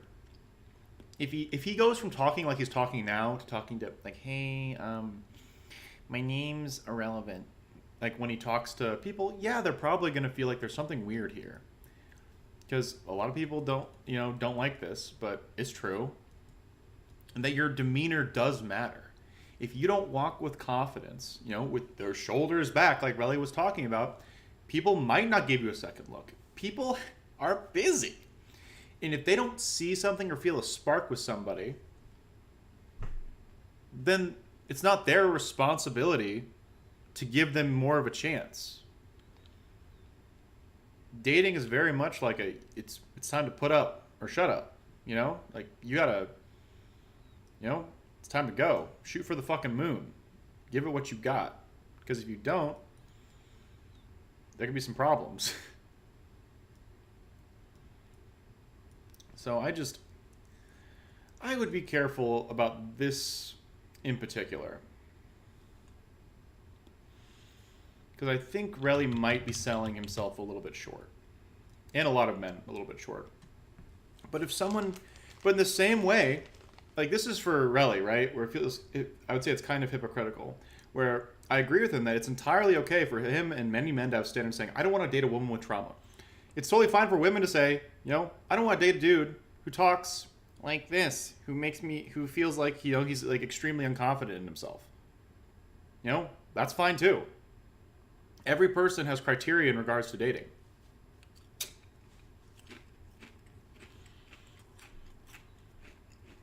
Unless you have government mandated girlfriends, that's always going to be the case.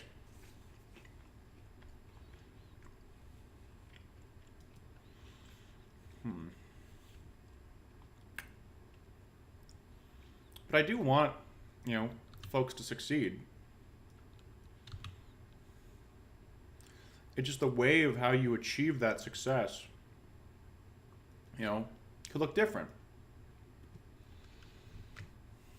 I'm a very confident man, but I don't know how to talk to women. It's not something I've really ever gotten used to. And so part of the reason why I talk about this shit is I want to be able to show people that there's people that come in all shapes and sizes that are completely clueless on how to interact with women, right? There's plenty of people in all shapes and sizes who have trauma, who are otherwise good people. I believe that, I know for a fact that I'm a good partner to be in a relationship with, based on my past relationships, how I've handled conflict, how I've handled breakup stuff, how I've handled you know, rough patches. Then you'll be fine. These things, I know that I'm at least on par with men my age, probably considerably better. Right? Based on the stories that I hear women talk about, women complaining about. That's such a weird way of thinking about yourself in this like ranked dating market sort of way.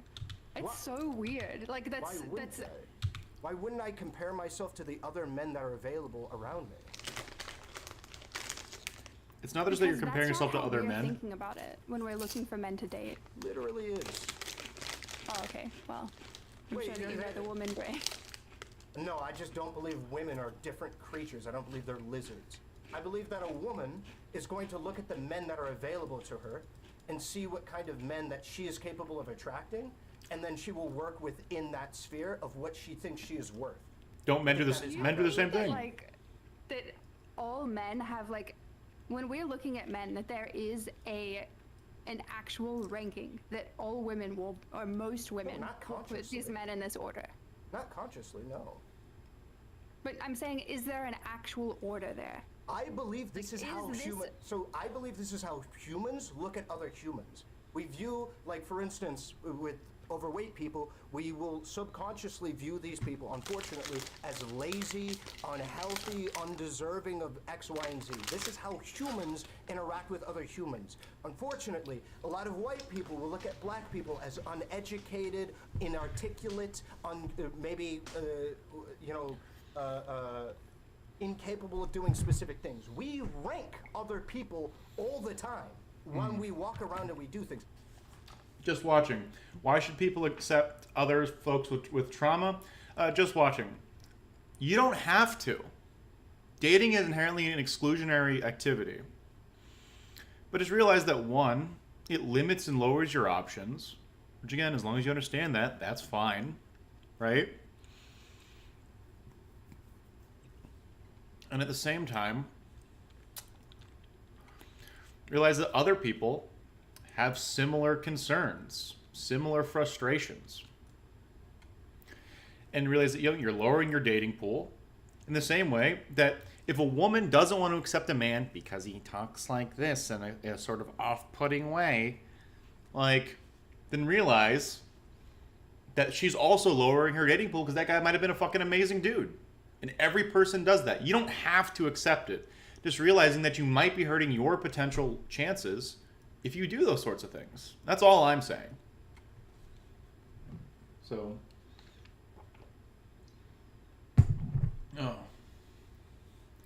I understand, like, people are like, oh, don't bring baggage into relationships. Like, it's no one's responsibility to fix you. True. But just realize, there might be some amazing people out there who, might have gone through some shit. And, you're missing out because you're unwilling to, go for it. Because, they got trauma and you don't want to deal with it, which is, again, totally your right. Just realize, you might have lost the love of your life because she was in a bad place in her life and you never took a shot. Which is totally fine. Just realize that might be happening to you. And then don't complain if people, don't want to date you for things, because, hey, if you talk like this, put your shoulders fucking back, speak from your chest, and then guess what? You don't fucking sound like this anymore. You can fix that in the same way that someone with trauma can learn to fucking deal with their trauma. Arguably, it's easier for you to do that. So I'm kind of confused, in regards to Relly, where he's like, it's why people aren't giving men a fair shot here. They don't have to. In the same way, you don't have to give someone with trauma a fair shake. If that's how we're treating the dating environment, then realize, a lot of people are going to make those sort of decisions. So, I'm not saying you're bad just watching. If someone does say that, then that's toxic on their end. It's not your responsibility to fix anybody. But I am saying that if you aren't willing to date someone who might have some shit that's happened to them, just realize you might date less. And if you're okay with that, then that's fine. But if you're not, stop fucking complaining. And get okay with it real fucking quick. Because I find that pretty annoying.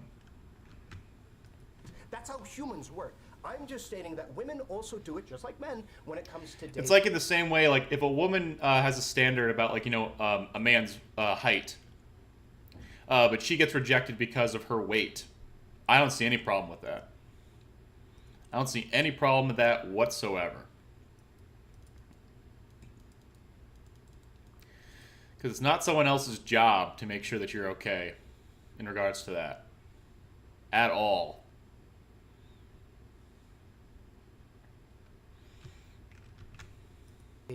All right, and if hold up, just an example of this is if I talk like this or whatever, you don't really know me. You don't know what my personality is. I could have a speech impediment. I could have speech issues. Some people are more willing to trauma dump, all right? And if you don't like that, in a specific way, that would still make me perfectly worthy of a person to be in a relationship with. You don't know. You're just making a snap judgment based on the way that I talk. And you're making a snap judgment just because someone has trauma, Rel. Like, I don't know what you want here. I feel like you kind of wants to have it both ways here. Let me write this down because I want to talk to him about it later.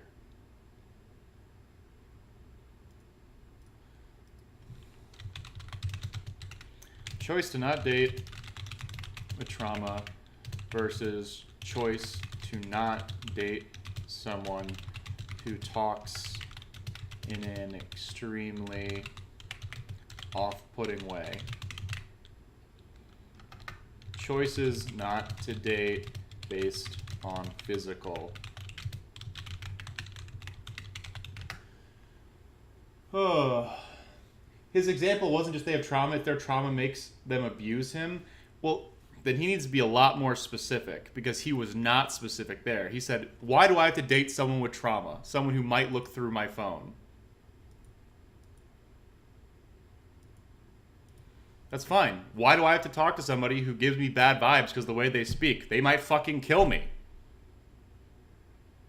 Again, none of these should be inherent deal breakers, but if you choose to make them deal breakers, that's fine. Just realize that you might be hurting yourself. And that's all that I'm saying.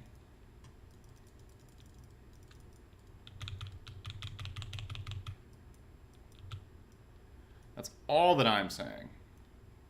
Is just understand what you're doing if that's the choice that you're making. Is that, hey, if you're doing this, understand that this has consequences, not just for you, but for other people as well.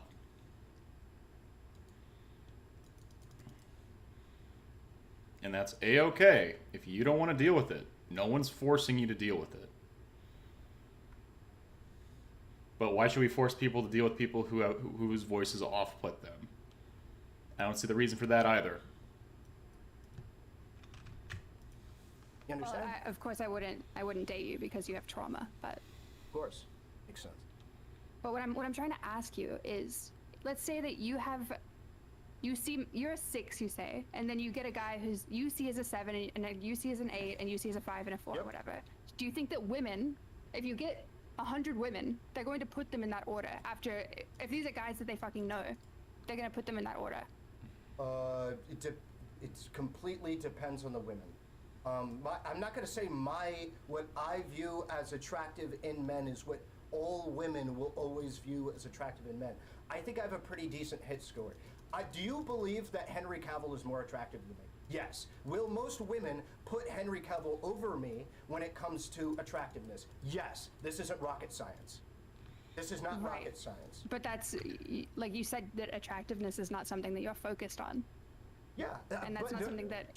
Correct. It obviously matters, but it's not like the only thing that women look for in dating. And in fact, I would say it's pretty low on the totem pole. I disagree with that. I think I think you can look at how attractive men treat women and can and do treat women, and you can know pretty quickly that there is a special spot in people's heart for attractive people.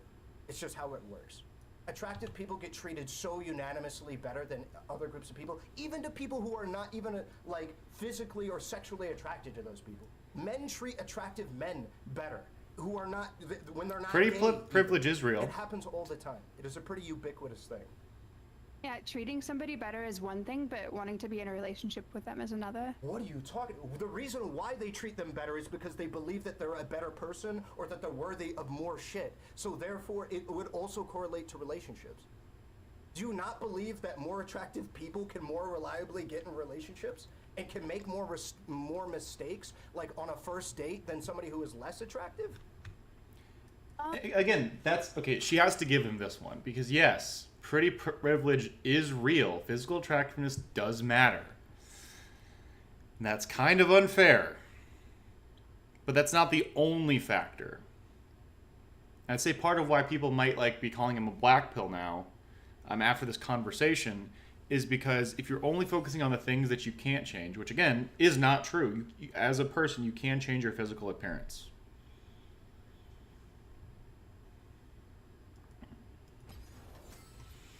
You can change your physical appearance. Do I think that more attractive people can... Do you mean like short-term relationships or long-term? Even long. Okay, there are people that definitely have unresolved trauma that can express themselves violently. Yeah, sure. And there's a lot of people who speak in a way that's so off-putting that makes you think they might fucking murder you with an axe. And they need to resolve that as well, okay? Anything can be a potential, red flag. Trauma could be red flag. Hey, weird in how they communicate with people. It talks in a way that makes you feel uncomfortable. That's also a potential red flag. And very few people are going to give the benefit of the doubt to folks unless there's a very good reason on a first date. That's kind of how dates work.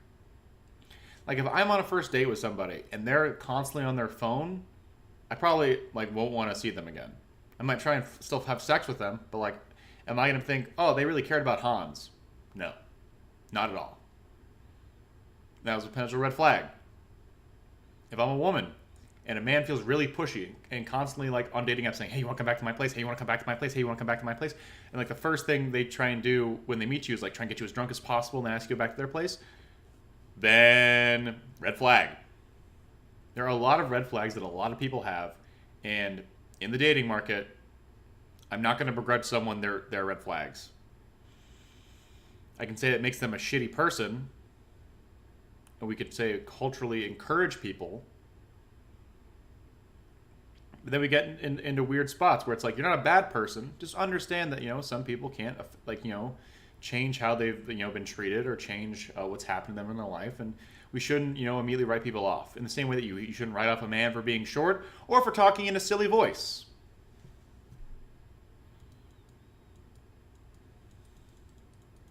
There are very few hard and fast rules for dating. Long-term relationships. All relationships. No, I don't think so. You don't think more attractive people can get in relationships more reliably than less attractive people? I don't think that they have a greater chance of having a successful long-term relationship. No. Whoa. I never said successful long-term relationship. That's where the blue pill comes in. Success in a long-term relationship comes down to personality. That's what it comes down to, both genders. It comes down to personality. What I said was, can more reliably get into a relationship, can begin a relationship. Just give it to him. Yeah, This is an easy yes. Just give it to him. It's not an I guess. It's an unbelievable. This is no. I want to encapsulate. This is exactly what I was referring to when I was talking about the groups of people that might be on the. I don't know where you align politically, but the groups of people that might be on the left that feel like when viewers watch their content, they aren't telling the truth. The answer is yes, and it's not even Well, debatable. no, I don't think it's just like an obvious yes because there's the same amount of 5 women as there are 5 men. Oh, but I forgot. You believe that a 5 woman will need a 7 or an 8 guy, right? No, I don't. I don't know why you keep projecting these things on. I saw you talking about that the other day. What, that a 5 woman needs a 7 man? No, but that women will date up. Yes. Women Yes, women do want to date primarily for social status or money, and that is statistically backed up. What do you mean statistically? And men want to date for attractiveness. There is data showing that women will refuse to date if they do not find partners that are of greater social status or economic status as them, disproportionately compared to men. Meaning men are more willing to date women at or below their level than women are willing to date men who are at or below their level. Economically. Okay. So that's a factor that is more important to women than it is to men. Correct. So that's why it's weighed more heavily.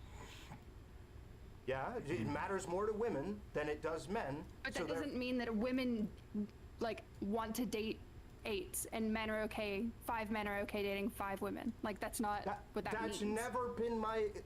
Why are you bringing looks into a conversation about economics? There, I'm not trying. She's not just bringing looks into a conversation about economics. You were direct. Part of why she's still on this, and this is a failure of the conversation, I would say this failure on Rel's part, is they were just talking about pretty privilege, and now they're directly talking about people ranked by numbers, which is normally a rank in regards to their physical attractiveness. So him asking her, why are you bringing in looks in this, is a little bad. Not bad in that he's a bad person for doing it, but this muddles the conversation, because if you're just talking, if you're not talking about looks right now, then what are you talking about? Are you saying he's an 8 total or an 8 in just physical appearance? Especially when you just compared yourself to Henry Cavill. What do you mean? No, you said specifically about my position on hypergamy, whether women want to date up. And I said in reference to economics, yes. But I never said that women will uniquely get. What I said was maybe this was the issue. But this women is all are in uniquely reference to me capable. saying there's as many 5 women as there are 5 men. No, it wasn't. You brought up. You said that my point was that men wanted to date, or women wanted to date men who are higher than them. And I was clarifying that it wasn't in reference to looks. Well, of course, everyone wants to date somebody who is as attractive, as successful, whatever, in many different arenas as possible, right? What I'm saying is that it was primarily what I've seen in reference to social status and money, that women will date up. And men will date up, and a man who's a 5 in the looks department might date a woman who's an 8 in the looks department because he has other things like social status or money that makes up for it. this is about balance in relationships. And I'd say that most people seem to settle into long-term relationships with people who are roughly on their level through the combination of societal factors that we've deemed to be important. So, going back to there's as many 5 women as there are 5 men, that's why I'm saying that it's not necessarily true that like if somebody is more attractive, they're going to have more chances at a relationship. It's that these people that what you're saying are 5s are like 5s for a reason. It's not just like based on an attractiveness scale. It's like if a woman ranks a man as a 5, it's not. Oh, just Banish, thank you for the follow. Didn't notice that. Appreciate it, the way buddy. he looks like it's something with him in his personality. Okay, And same with are you familiar with something called the halo effect or the horn effect? Yeah. Okay, then how do you disagree with what I'm saying? More attractive people can get away with being worse people, can get away with being more broke if you're a man, because if you're more broke as a woman. Okay, then why? Again, this is making the conversation so much more convoluted than it needs to be. Because he said, why are you bringing in attractiveness? And now he's proceeding to bring in attractiveness as like another argument. It seems like he doesn't want her to talk about that, but he's fine talking about it. So like that's just a bad conversational thing. Like what do you? I'd ask like Rel what like the specific point is of bringing in attractiveness now when he wasn't like willing to let her bring it in. Doesn't really matter. Being more broke, being because we've less established socially pretty apt, privilege. meaning you could study, Anyone who do disagrees whatever, with that's you kind of make crazy. more mistakes because you have A traditional human one thing relationship. that you're excelling at. True. We love our traditional human relationships. If you say you know of the halo effect, then you objectively agree with me, because that's another well-documented thing that is just true. You can get away with being a worse person if you are more attractive. Okay, and you can That's get away true. with being an uglier person if you're funnier. Like, True. there's True. anything- Okay, so we So why agree. does it- We agree why now. Does it matter? The What's more wrong? attractive thing. Okay, funnier guys are gonna have a greater chance of being in relationships. Nicer guys are gonna have a. The reason why? Why does attractiveness No, matter? I don't think. Well, we already established nicer guys wouldn't. That we're talking about fast getting in relationships. What do you mean in regards to nicer guys? There are nice, funny guys. There are asshole, unfunny guys. I want to know. I need to know more about the bad boy persona that Raleigh is talking about here. Are you saying that someone that's more willing to approach women, more willing to have a conversation with women, more willing to like say dress a woman down? So, can you get away with more sexual assault the hotter you are? Probably, yeah.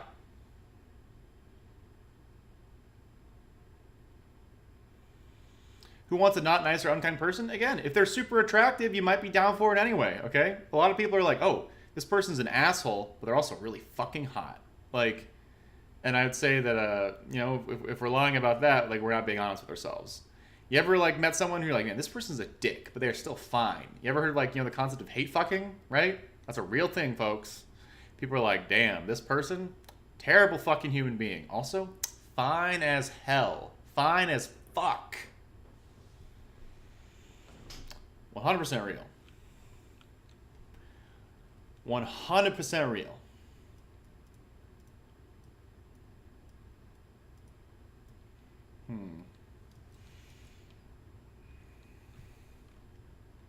All right. So, yeah. I'm going to keep the Vel'Koz for this round. More mean is an easier. That's sex, not way to be relationship. able to do it if Again, you wanna go back. we're talking reason why about a what lot people of are willing talk to about looks, accept. in my opinion, Oh, is because fuck. it's I started that. easier. I wasn't listening. Every person has a certain level of qualities that they bring inside a relationship.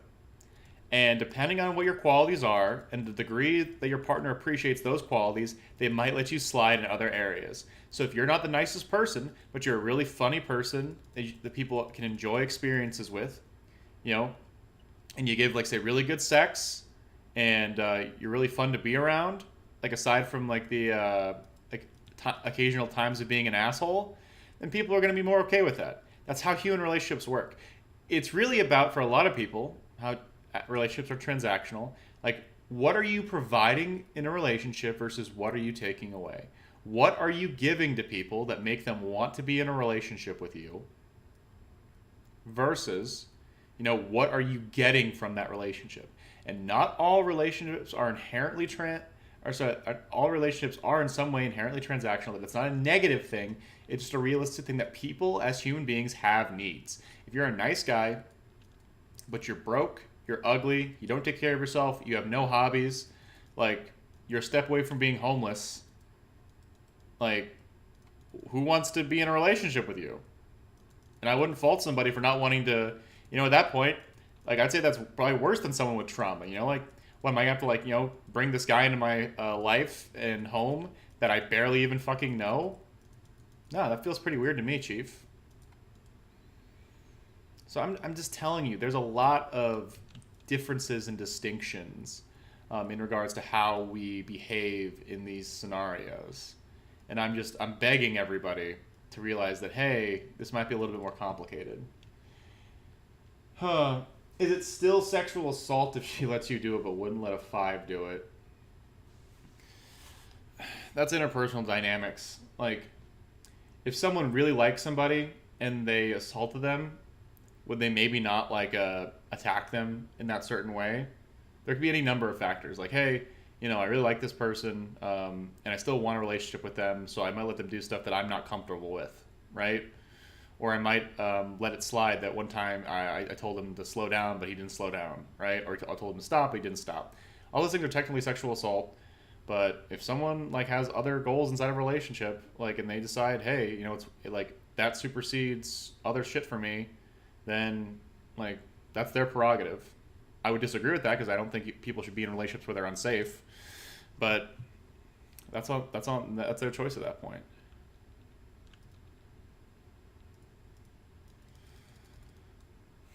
One second.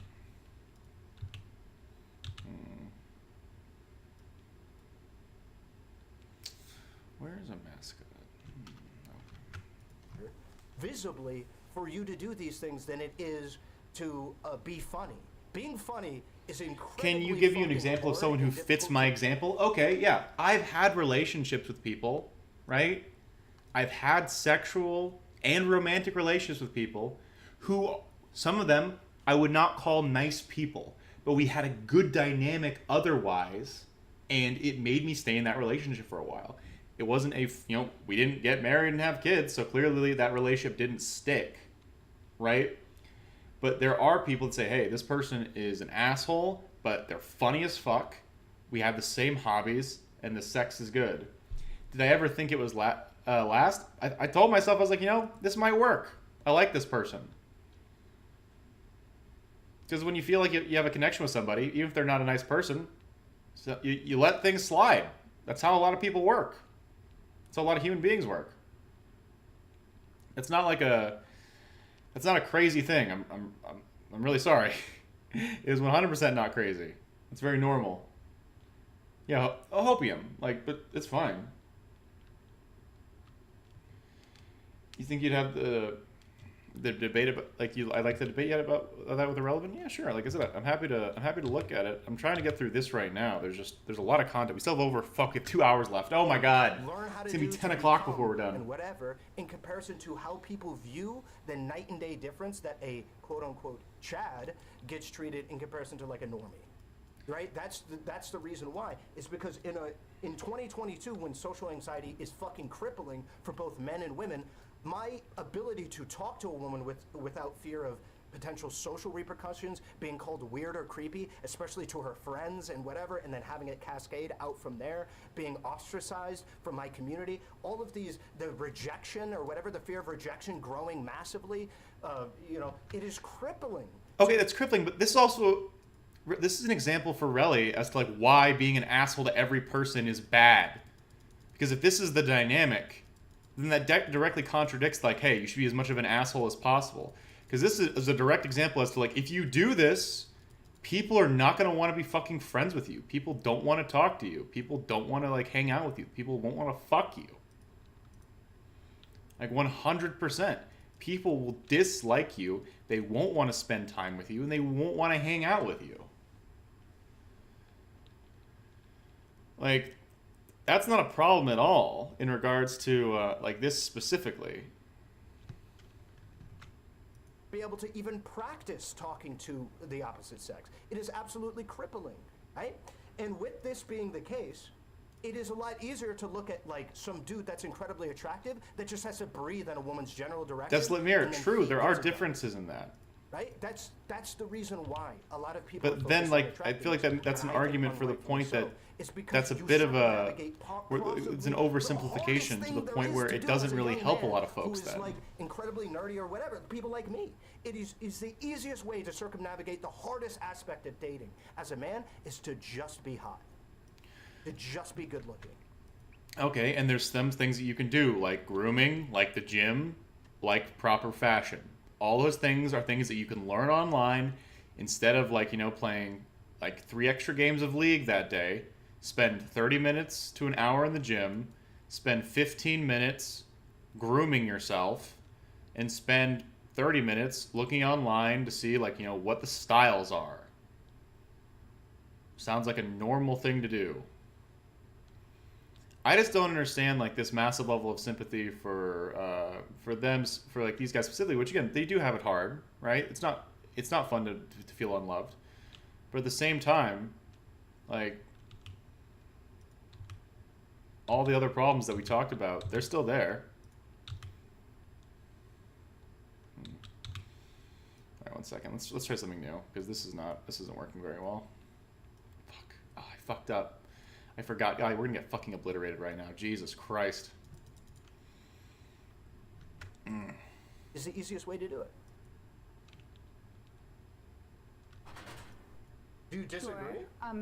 No, I don't disagree with that, but I think that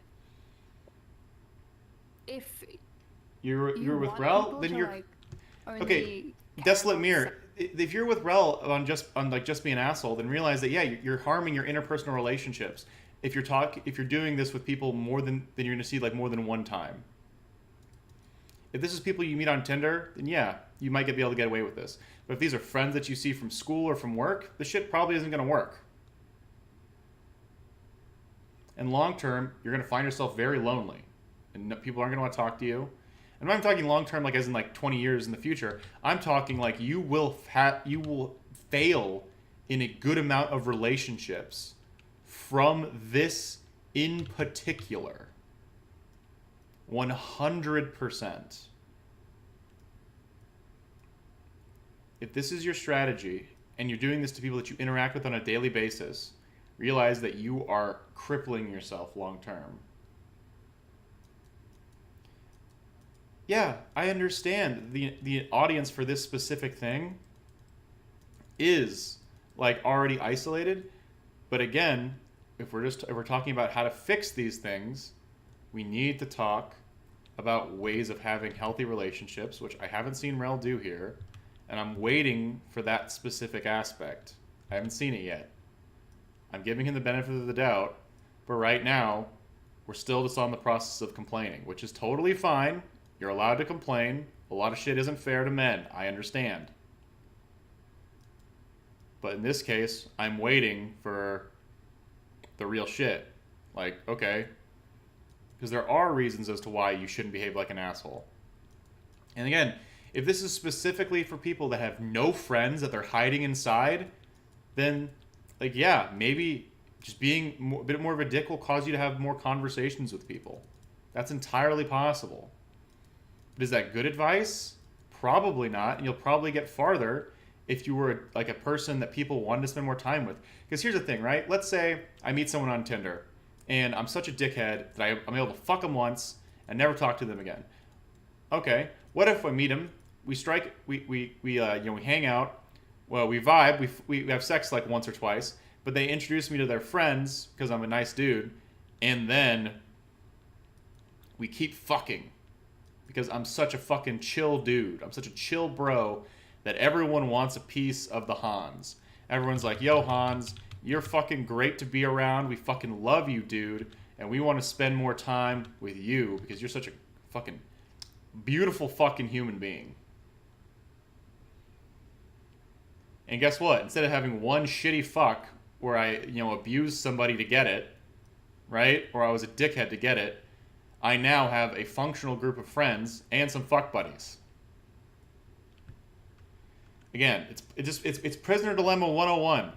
If you're an asshole one time, and and there's no further consequences, then yeah, you have an incentive to be an asshole. Sex However, or whatever, and not care if about there are long-term any relationships, longer-term then yeah, that's potential fine. Like, 'cause issues, it- then you you're probably focus a fucking lot yourself on, like, over. These women that simple. care, like in these videos, they care so much about like money and attractiveness and all of this stuff. Statistically, And- most women do. Right, but- I should get you the stats to show what I'm talking about. Yeah, okay.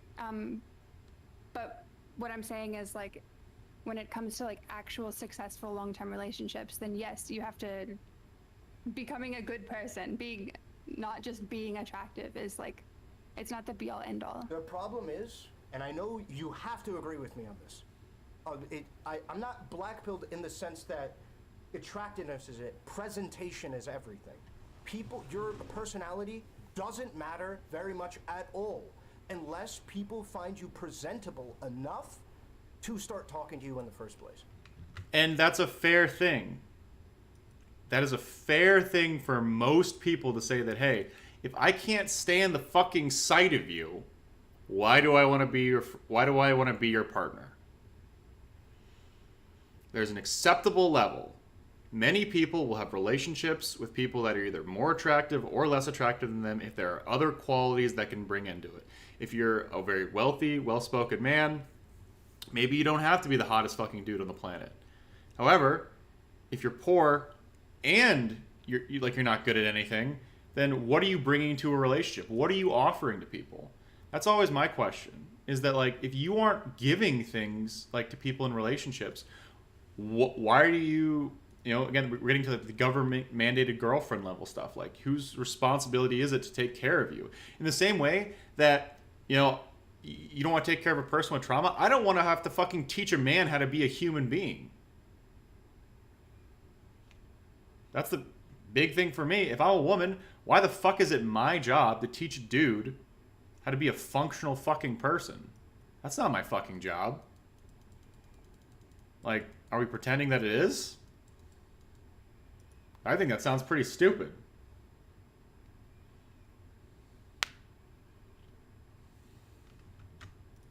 You agree with that, right? If I am talking like this, but I'm a really great guy, I'm a stand-up guy, a fucking bastion of the community, I have great family values, I look after the people in a perfect way. If I talk like this, I ain't making it in the door.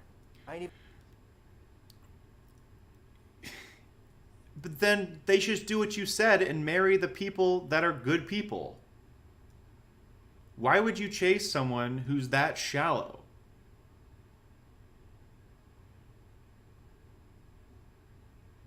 He said earlier that there are millions of good men and good women.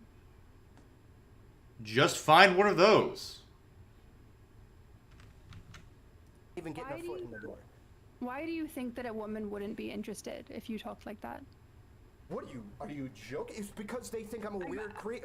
They think I'm weird. They think I'm creepy. They consider it a red flag. They might get sexually assaulted. They might get sexually harassed. Yeah. And dude, if they have trauma, you might get your phone looked through. They might fucking yell at you. They might blow up over random shit.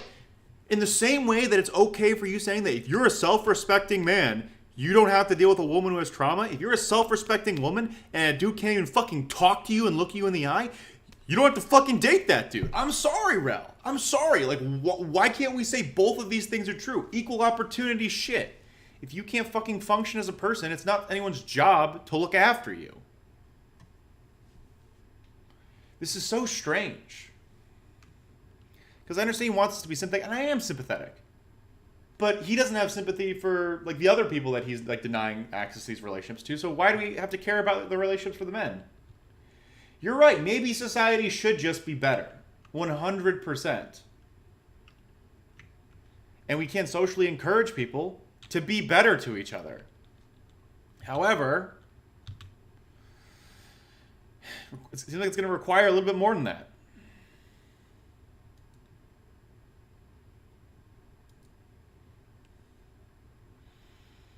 So,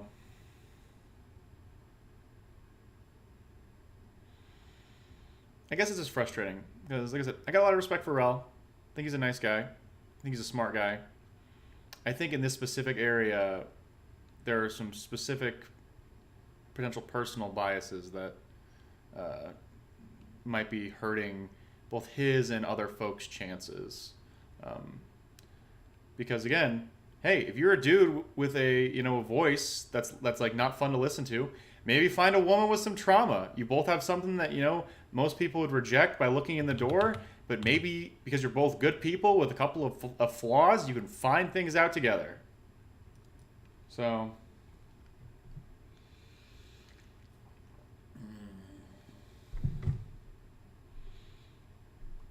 Desolate Mirror, I don't disagree. That we're getting more people that are shut in, and more like men that hate women and women who don't like men, or who prefer shallow men. Like that it doesn't go any deeper than that? Like we hear somebody who's nervous and we just go, oh, degenerate. He's creepy, he's gonna rape me. Like, do you think that that's how women think? No, like I said, they think that like I'm a social reject. I'm not somebody who has a lot of shit going for me. I'm not confident. I'm not somebody that can that's attractive to them. It's that's what it is. So a lot of women have to be confident. Sure. And that is a part of your personality. Okay. So that is a part of your personality that the woman is not attracted to. Okay. No, that is not necessarily true though. That is an indicator that you're making a snap judgment off of. In the same way that you make an indication and a snap judgment off of a person being not physically attractive. I'm an extraordinarily confident person by my argumentation or by my assessment. I feel very confident. He's got the riz, boys and girls. This man's a fucking legend. Absolute Giga Chad. A lot of the women that I would approach would disagree with me because I'm not somebody that comes off as confident. I'm not somebody that if you don't come off as confident, then maybe you're not confident. Just kind of like, hi. Rel, just bring the same energy that you have on stream into real life. That's that's the fix for Rel. Is we know he's got intelligence. We know he's got conversational chops. You just got to tweak it slightly because you're not debating women that you go on dates with. But this dude, he's got the riz. Okay, he's got it. He definitely has it. 100%. My man has the riz. He's just gotta accept that part of himself.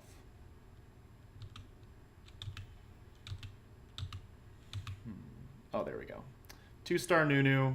GG, motherfuckers. Oh, there we go. Oh my god. Oh my god. Bye. Bye. That's the way that I operate. He said he can't because the way Rel is talking right now has nothing to do with politics. This is a conversation that's happening. You can translate this to talk about anything.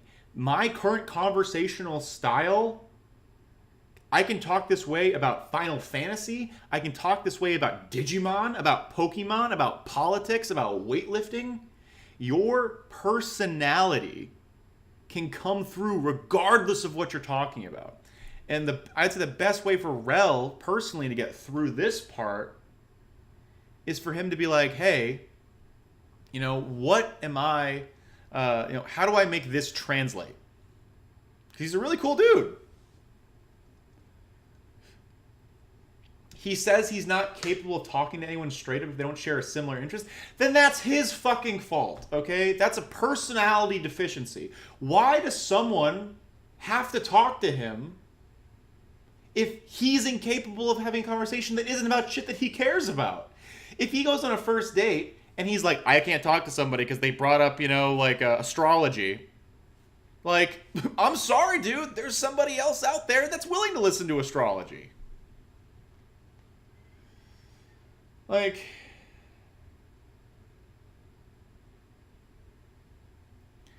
he has social anxiety, in his words, why is it someone else's responsibility to deal with his trauma and his anxiety? Why is it his fault? Why does someone else have to date somebody like that? Whose responsibility is it? Is it my responsibility?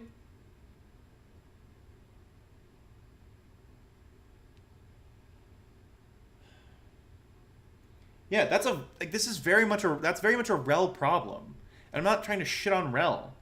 I'm just saying specifically, this sort of behavior, this is something that individual person needs to figure out. Because guys, I'm sorry, like Rel as a streamer, I'd say is in a slightly privileged position where he spends his entire job talking about stuff that he likes talking about. When I go to the office, and these are human skills that a lot of people have to develop, right? I'm not saying Rel doesn't have human skills, but I am saying when I'm at the office, there's a lot of shit I love my job. There's a lot of stuff at my job that does not interest me, that I do not care about. There are people there who I do not like. There are people there whose relationships and lives I don't give a flying fuck about. But guess what? I maintain those conversations because that's part of the workplace. If you're telling me, that like just because he's incapable of having a conversation that he doesn't care about, then realize that's also going to limit your dating options. Are we saying we have to find a woman who only will talk about what Rel wants to talk about? Because that's what I'm hearing right now from him and from you people, where it's like, why can't they just talk about whatever Rel wants to talk about? He has anxiety talking about other things. Cool. She doesn't want to talk about that stuff. She doesn't have to. And he doesn't have to either. Like, yeah, here's another thing that a lot of people think about conversationally, okay? Here's the thing a lot of people don't understand about conversations. You have to be able to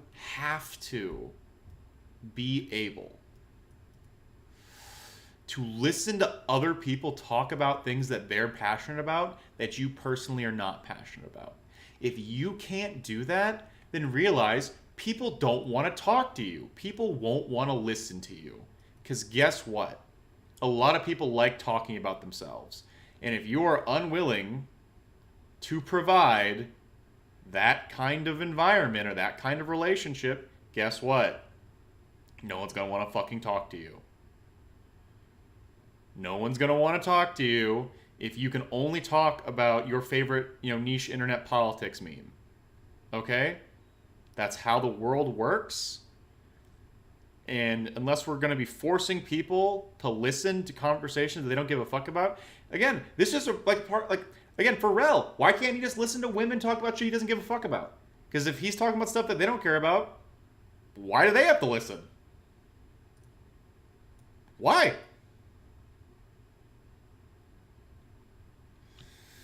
Like, a big part of life is being able to do things that you don't like or don't find yourself particularly comfortable doing. All right? That's a huge part of life. And if someone says that we should be able to discount being in relationships with people with trauma, but we have to be in relationships with people who are incapable of having conversations about topics that they are not personally invested in, I don't really care. That's not my fucking problem. In the same way that it's not their fucking problem to be in a relationship with someone who has trauma. It goes both ways. This just feels like... I like Rel. This feels in some ways like him just being hypocritical because he's mad about like how people don't want to have a conversation with him about stuff that he's passionate about. Which again, that sucks. Like, I'm sorry. But you're not... No one owes you a conversation or a relationship. Nobody does.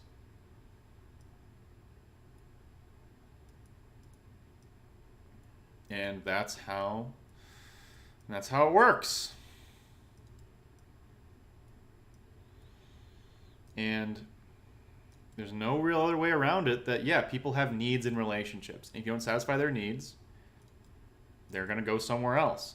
And if these bad boys are satisfying needs that nice guys can't, then we got to get the nice guys up to par. Because otherwise we're just telling people that no, now we have to not have our needs be met in relationships. And you could say in a lot of ways, women do this to men in a really shitty way. And women make it so that men don't get their needs met aside from, like, say, sex, right? And that's really shitty in regards to women. But still gotta, if you want to be in relationships, you realize you have to offer things to people.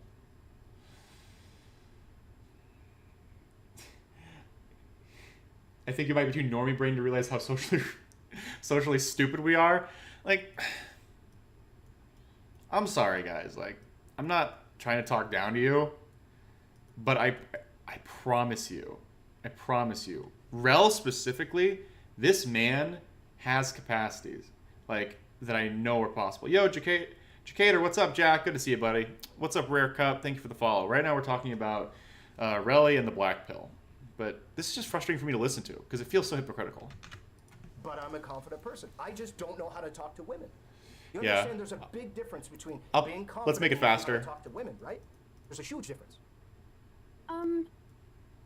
Yeah, I actually don't know about that. Like, I think Really? that if you are actually confident, then you should not have a problem talking to women. I think that you try to project confidence, but you're probably not actually confident. Oof. Okay, what do you define as Ooh, confident? personal What makes someone attack. confident?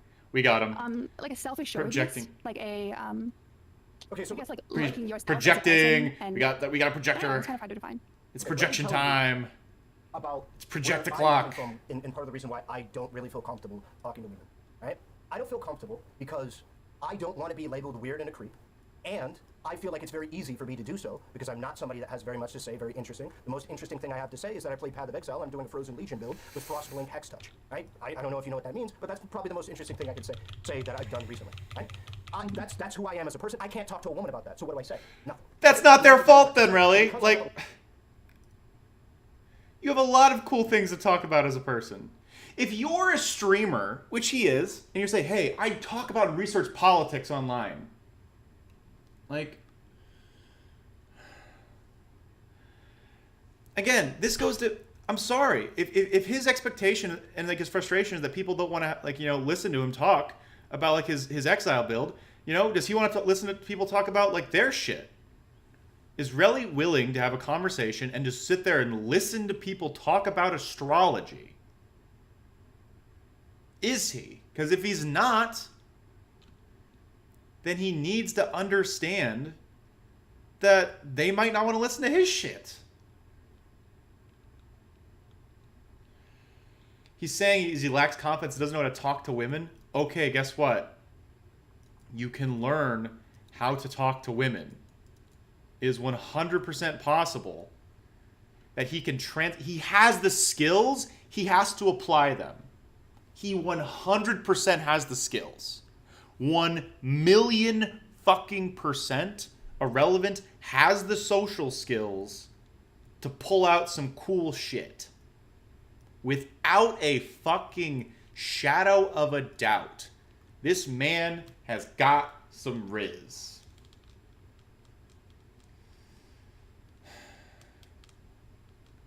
Yeah, he's had 2 girlfriends in the past. He can talk to women. He said he legit has no energy or capability to do small talk. The other person does not have the same interest. Again, that's a personal failing. And that's not a woman's responsibility to like pick up that slack for him. I'm sorry, it's not.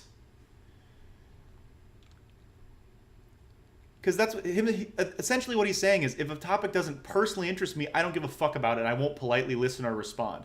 Part of what makes someone a good listener is whether they're willing to listen to other people talk about shit that they might personally not care about.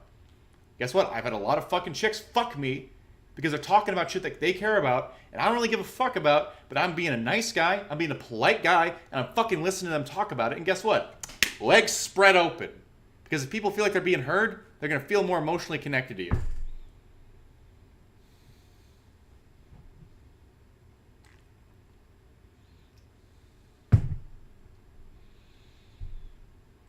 Sounds like I manipulated them. So true. King, master manipulator over here, right?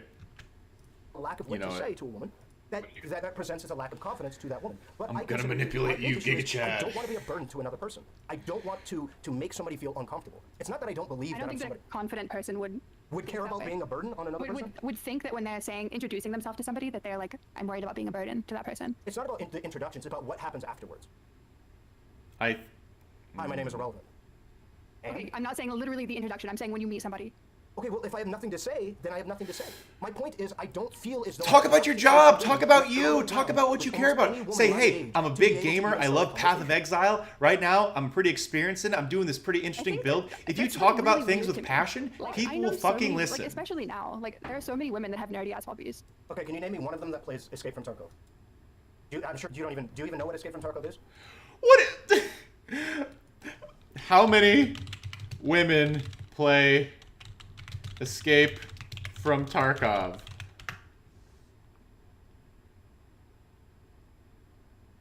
How many people actively play Tarkov? It reached 20,000 concurrent players.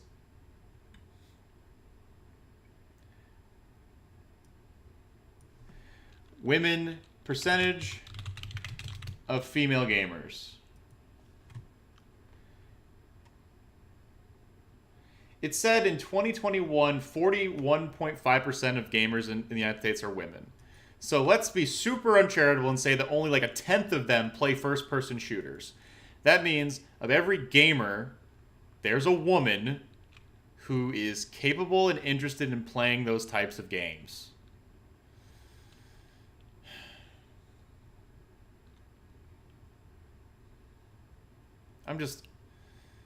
This feels like a cop-out to me. I'm sorry, guys. How many single women play it? Like, guys, I know you guys want to complain that, like, you know, like there's no female gamers and stuff like that, but female gamers exist, okay? They might not have the exact same interest, but someone's a gamer. They say, hey, I really like first-person shooters. If you have a hobby that you can talk about, if you are truly someone who cares about it, you should be able to explain it to somebody who doesn't know what it is. And if you can't do that, then why are you bringing it up in the first place? It's like if someone says, hey, I like soccer, and then they just stop there. Hey, I like first-person shooters. Okay. And again, this is a personal thing of what are you bringing into a relationship? What are you bringing into a conversation? And it's not anyone's responsibility. It's not anyone's responsibility to take care of you. And that's fine.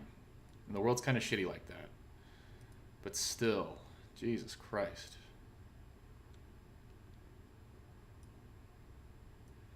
Okay.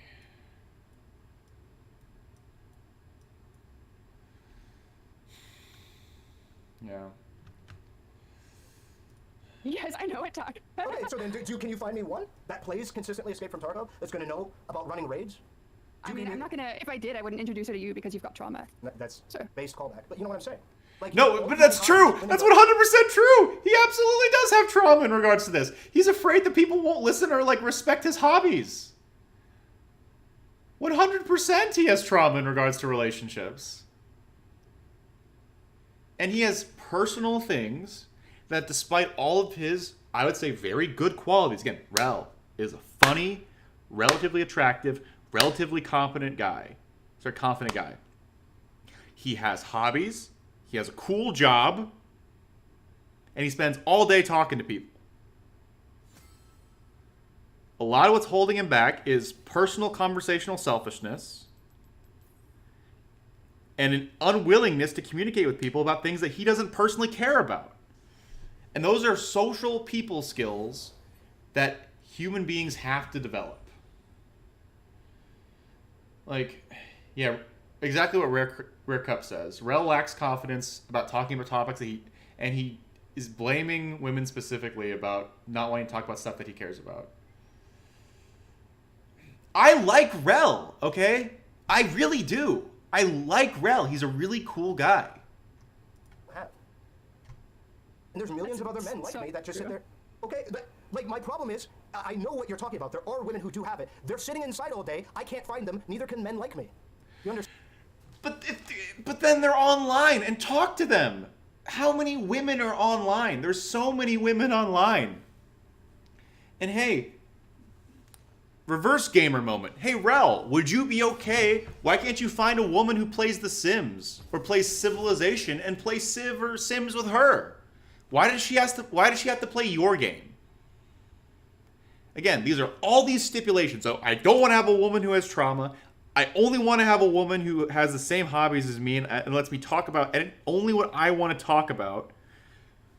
Guess what? You're limiting your dating pool and then going off of what Rel said. Yes, someone's innate attractiveness and social skills factor into that. So it's like you take your social skills, you take your attractiveness, and then you have your stipulations and lines that you refuse to date, like your hard nose. And then after you get past all those things, that's how you find your ideal mates, right? Your ideal partners.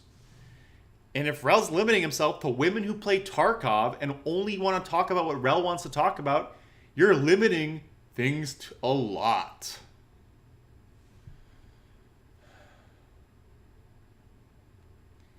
Okay, he said he's not... Okay, sorry. He's not blaming women.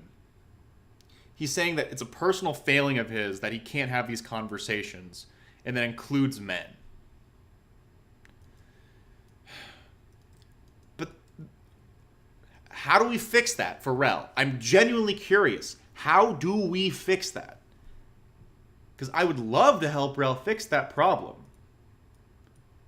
But how do we do it? How? Understand, right? They're sitting inside 24/7 if they exist. Most of the games that I play are literally 90+% inhabited by men. So literally, I'm working with a fraction of a percent chance that they're going to run into similar hobbies to me. Most of the women that do play video games that I don't like. They play, I don't fucking know, a lot of Stardew Valley and shit like that. I don't like those games. Okay, then fucking deal with it. Most women don't want to play games that you play. It's a fucking balance, dude. What is this shit? I'm just confused. Why are we complaining about, like, the games that women do and don't play when he's admitting that he refuses to play games that he doesn't want to play? He's being knocked around by his own standards. What do you want?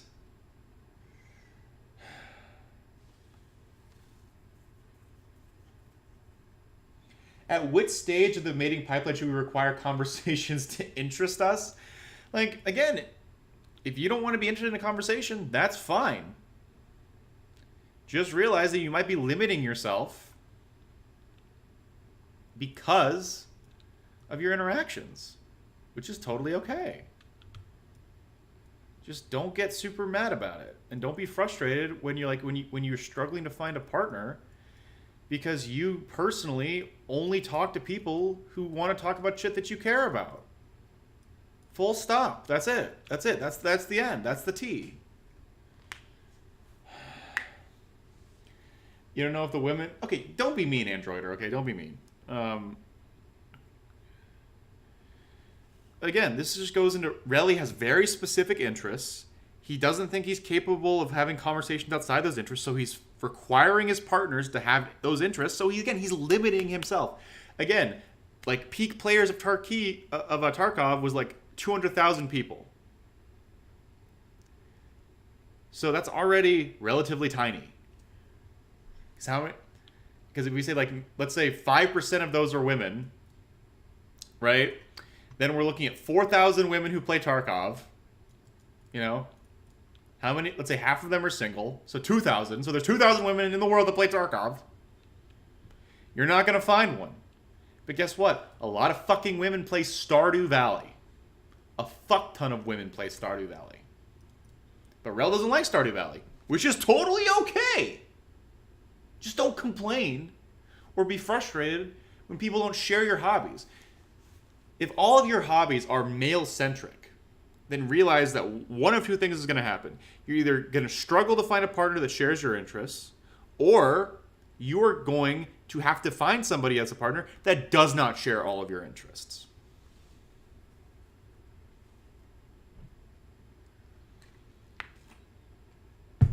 That's what I'm saying. And it's fine for Relly to have these, like, conditions. Just realize that women have conditions as well. And if he doesn't meet those conditions, he's going to be shit out of luck. And he's putting himself into such a fucking narrow corner that, like, I would hesitate to, like, assume that he's going to have those requirements met. 100%.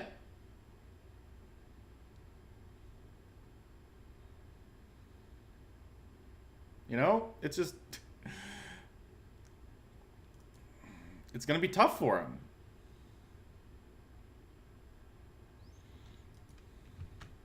The debate sphere also is like 95% men, but like there's plenty of women that guys can date in the debate sphere. Literally, by what you just said, that's not true. You just have to find them and in communities where they are. Well, by what you just said, it's not true, right? No, because if it's most of those guys are like you, and they won't actually make any moves. They think it's doomed from the get-go. Well, for one, there's a whole culture about women getting approached inside of these spheres on Discord or whatever, an inordinate amount. So you don't want to be that guy. That's just another guy approaching this person. So you don't want to be a burden. So that falls back into what I was talking about earlier. There's no way for me to say, hey, I'm genuinely interested in you. I'm not another one of these fucking weirdos that I'm sure you get a DM from whenever you breathe air inside of the Discord. So that's already an L. Number two, the issue is... You absolutely can approach people in Discord DMs. 100%. You got to realize that you're going to be shot down sometimes. But you should be polite. You should be cordial. And you should realize that maybe they won't be interested in you. But you can 100% approach people in DMs. You don't go in and say, hey, yo, can we have fucking sex? Show me your fucking tits. You don't do that. But you're like, oh, hey, I enjoyed our conversation. I thought you were pretty cool. Would you maybe like to play games together sometime? Don't be fucking weird. Just say, I'm interested in you. Let's see if we can, would you like to spend more time together? If not, 100% okay. There you go. And if they think you're a creep, that's their problem. That is not your fault. That is not your fault at all, and you did nothing wrong. But if you don't shoot your shot, you're never going to score.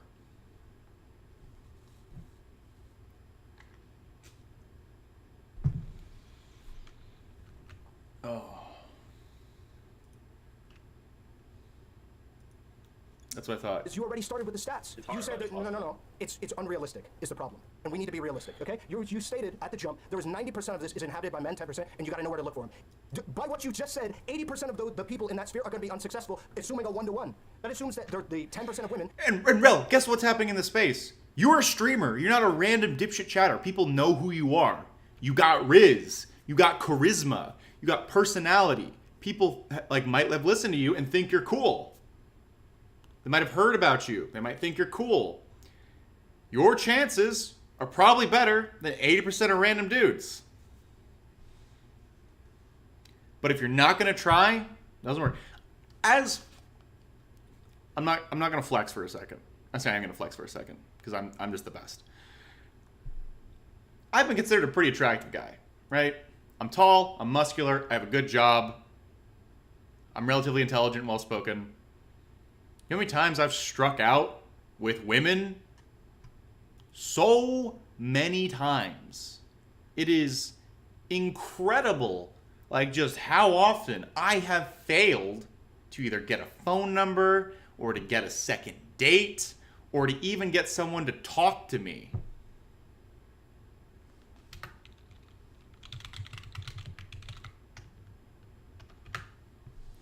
A lot of the dating marketplace is rejection. How many people do you talk to on Tinder that you never meet in real life?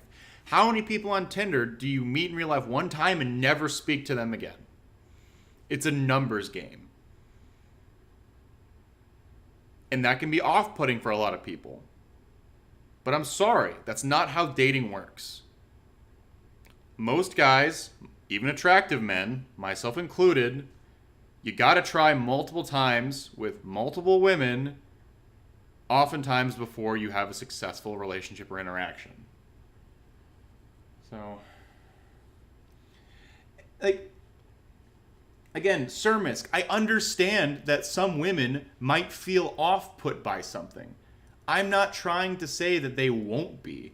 I'm saying that there are ways, as a man, to get in someone's DMs in a way that is respectful and at worst, maybe a little annoying.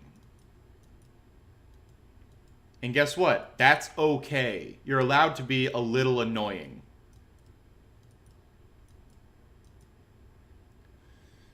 But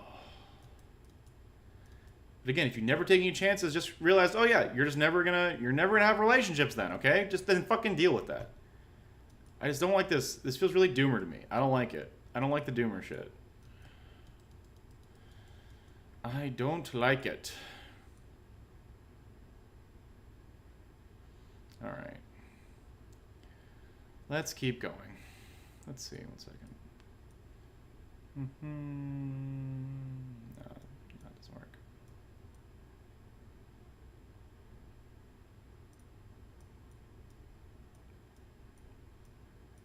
Okay. Can even get with 10% of the dudes, 100% in that sphere, and then they're all gone. So then now where do I go? The Tarkov Discord? I'm not gonna start harassing women inside of the fucking Tarkov Discord, man. Most of It's those not gonna guys happen. aren't You out looking speaking for of them girlfriends. is not Every guy in harassment. this sphere is going to be out looking for a girlfriend like that. Some of them might have some You're in right. other areas or in other interests. You're right, but there's enough. Some of them are like you and they just won't try at all. So you should be talking to the people who do want it and do want to try. You make them try. And then so this advice is no longer practical. It's no longer realistic. Yes, If it is. every dude It's 100% tries, realistic. Then there's not enough. So even still, He's it's- saying it's- that. If everyone tries, some people will succeed and some won't. Yeah, that is like a truism, of course. I'm getting kind of frustrated with Relly during this conversation. Some people will strike out, 100%. I agree with you. Some people will not be successful in the marketplace of sexuality. 100 fucking %. Okay.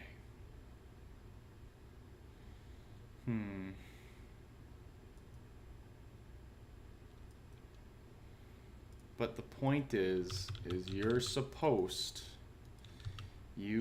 are supposed to try in a way that gives you a decent chance of succeeding and do your best, and if it doesn't work out, it doesn't work out, and that's okay. And that is okay. Different, If you're like, okay if you with only failure. have hobbies that only like that 95%. If you're not okay with failure, you'll never succeed. That's not everybody. Like everybody in those hobbies is not just like that. And No, also, no, a lot no, of no, this as and well, like what I'm saying is obvious. If everybody took your advice, there would be millions of men that are incapable of having a interaction with a woman, with dating a woman, and these women would get tens of thousands of more messages than they already do, and get berated. Then lie down and rot, buddy. If you're unwilling to try, then I'm sorry. If you're unwilling to try, then what are women supposed to do for people like Rel? Are they supposed to like we need to tell more women you need to approach men in the discords, and if a man is incapable of talking to you, then it's your responsibility to talk to him and help him out and figure all that shit out? Why? Why is that their responsibility now? Because it seems like that's just a man who's traumatized. Why is it a fucking woman's responsibility to fix a man who's traumatized? The way that I was raised inside of Discord, is pretty simple. Don't go talking to every single woman in the hopes that you're going to go on a date with them. They get enough of that shit already. That's not every single woman. If there's one that you're interested in, you're not just like, girl, hello, beautiful in your DMs. I would like to see your underwear. No.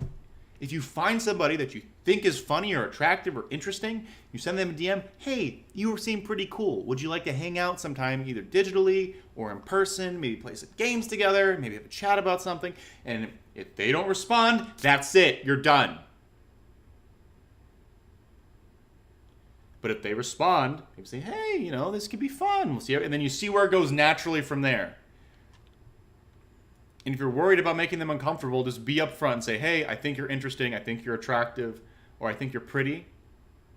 And, would you like to go like on an e-date with me or something like that, right? And then you gauge it out. You don't do nothing. Because if you do nothing, expect to fail 100% of the time. And women should approach more. But what's more realistic? Asking Relly to be willing to approach women who exist in the spaces that he exists in, or telling women, you need to go out of your way to go listen to a guy who only wants to talk about shit that you have no interest in. What's more realistic?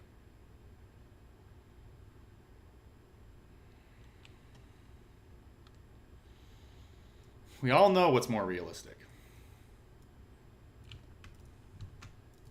And that's what I've seen, that's what I've heard, that's what I've experienced with women inside of these Discords, is that they get fucking messaged, they get trolled or whatever, to being inside of a relationship with them. Whenever they breathe air inside of a Discord, there's a couple of dudes DMing them to get with them and shit like that. That's how it goes down. Yeah, that's like a lot of this is just like social awareness of when somebody that you are friends with who happens to be a girl becomes more interested in you. And like that takes practice being in healthy relationships, not treating women like shit to know when a woman is actually interested in you. Now we're gonna lose. What I'm saying is I'm treating men and women the same. By the virtue of the hobby, that me and many other men inhabit, we are not going to have those natural experiences where we're going to naturally. Then you need rub to shoulders change with your women. hobbies. If your problem is that no one wants to date you because of your specific hobbies, then realize you're either going to have a smaller dating pool, or just realize that you might have to go outside of your specific comfort zone. If you only want women who share 100% of your fucking hobbies, realize that you're going to be fucking lonely. I'm trying not to get frustrated with him, but I'm getting very frustrated with him. Where we can naturally do those things because our hobbies are almost entirely taken up by men. We're not going to have those natural experiences of being able to have a woman say hi to us or even say hi back to a woman. Or the natural experience is going to be on the bus, and we're going to need to rizz up fast. And we don't know how to do that. We have no practice. Why, if you only have hobbies that like your potential partner is not interested in, then why are you interested in her? Well, so one, it's not that my potential partner isn't interested in. I would love my potential partner to love Tarkov, to love Path of Exile, to love all these different games that they're disproportionately less likely to like. I would love that. But at the end of the day, we have to be realistic, and that is probably not going to happen. But yeah, I'm not going to compromise my hobbies because somebody that I might hypothetically get with is going to have those.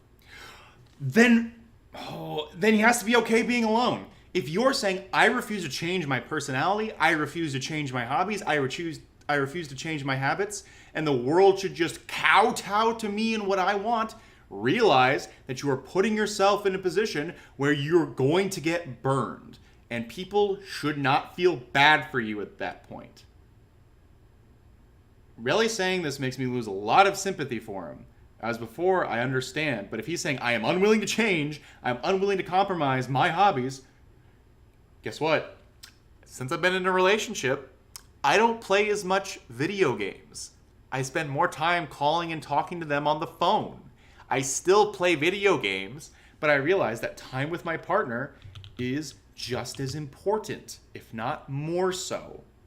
And they still give me time to do my hobbies. They still give me time for me to have fun.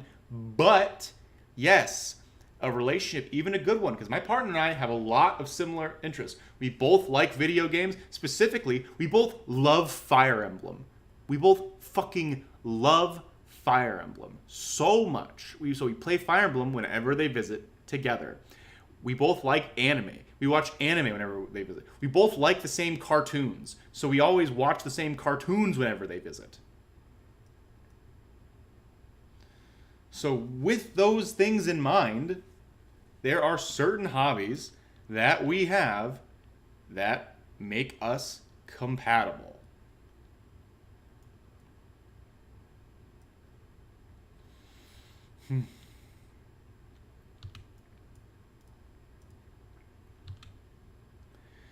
But you do make it more difficult for yourself if you say, I'm not going to compromise. I'm not going to change my hobbies.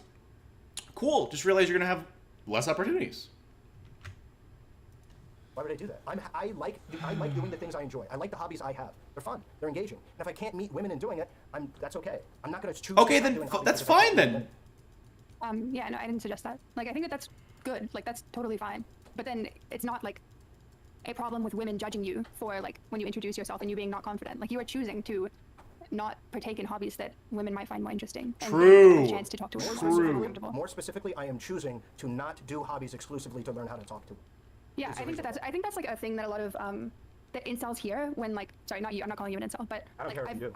I know a few incels, and when I say like to become somebody that would be interesting to other people, they think that I'm saying go get a hobby so that women will like you.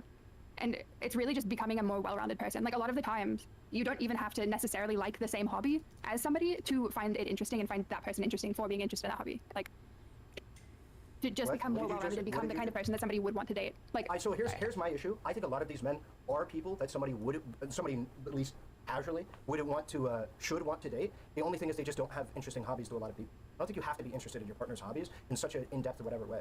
I think you can like be in a relationship with somebody who you don't really understand. But realize that if your hobbies keep you from meeting these people, then yes, your hobbies do influence and I would say actively harm your ability to have good relationships with people. I don't know how Relly isn't getting this specific part. Like, for instance, in my past relationships, there's been people that I have been in a relationship with that play Stardew Valley all the time. I ain't fucking interested in that game. Game is ass. But, I don't have to be interested in the things that they do to be interested in them. I just think I you're don't have to be pretty interested and in like drawing, fucking which is something you. that a lot of my past partners have been interested in. I don't have to be interested in drawing to be interested in them as people. But you can think that it's like cool that they draw. I don't think it's cool that they draw, but I could, yeah. Okay, well. Oh, I don't respect anyone else's hobbies but my own. Okay, cool. Hobbies is because that's generally how you meet people. So if you are not meeting people in just playing Tarkov and Path of Exile, and like that is one of your goals, is maybe see if there is something else that you are interested in. Because just saying, well, these are my hobbies and this is what makes me happy. I agree that that is the case. That we should, if your whole thing is to do that, then yeah. But you understand that this is already putting people out, right? That you are now telling people to develop or look for certain different hobbies with an express purpose of finding women. Because No. It's not an express purpose of finding women, Rel. It's saying that if you want to have a broader base and the potential to meet people through hobbies, you might have to select hobbies that are not so niche that they include 0 women. I promise Rel that there are definitely hobbies that he would probably enjoy that would include some women in them. And if he's unwilling to make that like leap or change, realize that yes, he will meet less people through his hobbies. And if that's the case, stop fucking complaining. Stop complaining. Because you are giving yourself 0 opportunities to get the things that you want.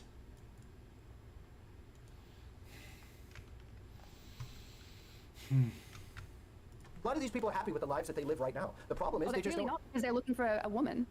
Do you think that you have to be an unhappy person to want a relationship? I think that you are unhappy in your situation, so you want to change it, yeah. No, that's not I what don't I'm think you're saying. an unhappy person, no. Okay, so I'm a happy person, and I would like to increase my level of happiness by finding a partner. And what you're telling me is in order to do that, I need to get a new hobby. No, I think that you should become if you want that, then you should become the kind of person that somebody would be interested in. I am already the kind of person somebody should be interested in. Clearly Yeah, not. relationship. Wait, do you think by the very nature of people not getting in a relationship with me, that means that I'm not the kind of person people want to be in a relationship with? Not necessarily, but if it's like a problem, like an ongoing problem, then yeah. I don't think that's true at all. I think it completely depends. Let me give you an example for women. There are millions of women right now that are sitting inside and all they do is watch anime all day. That would be perfect for millions of different men. But the problem is they're completely invisible. They're not on Tinder. They're not on any of these other ways to be able to find these men. And even if they are, it'd be walking through a sea of dudes that might be trying to hook up with them or whatever to find the 1 or 2 dudes that are genuinely interested in them and might have a relationship with them so they don't try. Right? That is a big problem. There are millions And of there's a men- lot of men who just don't try outside of their hobbies to meet and like get to know people. It's a 2-way street. Fucking cope. Fucking deal with it.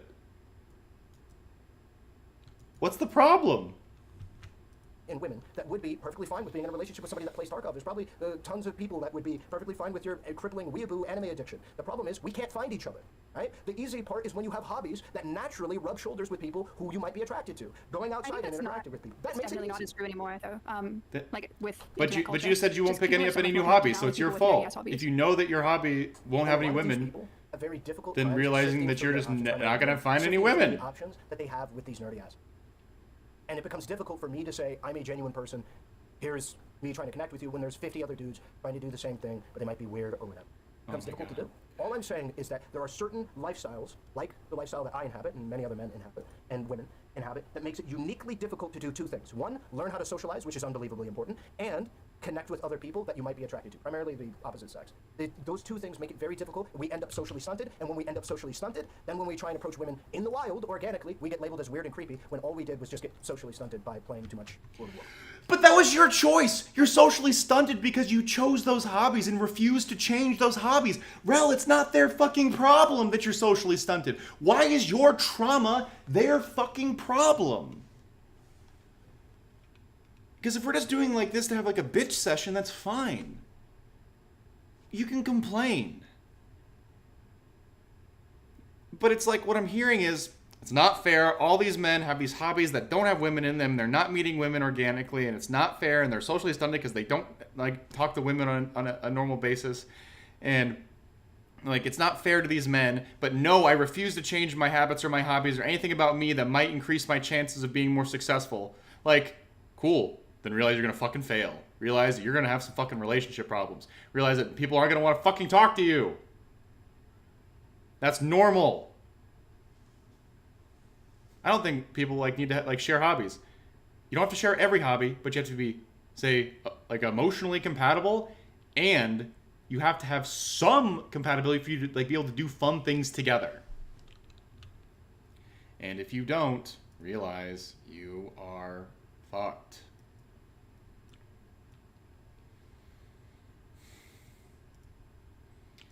And that's going to be the case for a lot of folks.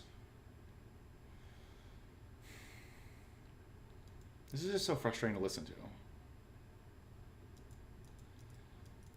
Because it's just like, it's like listening to like someone who's being victimized, but you're giving them like, this is how you stopped being victimized. And they're like, but that requires me to change who I am. It's like, yeah. If you don't change your habits, then you're gonna, end up with some problems. Like, it's as simple as that. Literally as simple as that. So I'm frustrated.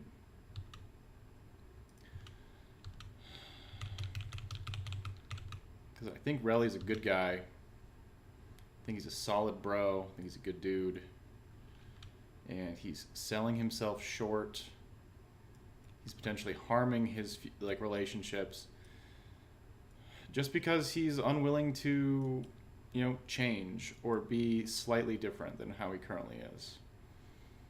And that's fine, but just, it's not anyone else's problem. It's not anyone else's job to fix you. Or give you women to hang out with. This is getting depressing. I don't know if I can get through all this. I think that you're too worried about being labeled weird and creepy, and I don't think that women think that as much as you think. That is Changing habits isn't simple. I understand that. But Relly is talking about not even being willing to change habits. This isn't about someone who's tried to change and failed. This is someone who says, I'm not going to try. Do you understand the difference? Because that's a pretty big fucking difference. It's pretty big. Pretty large, I would say. A large difference.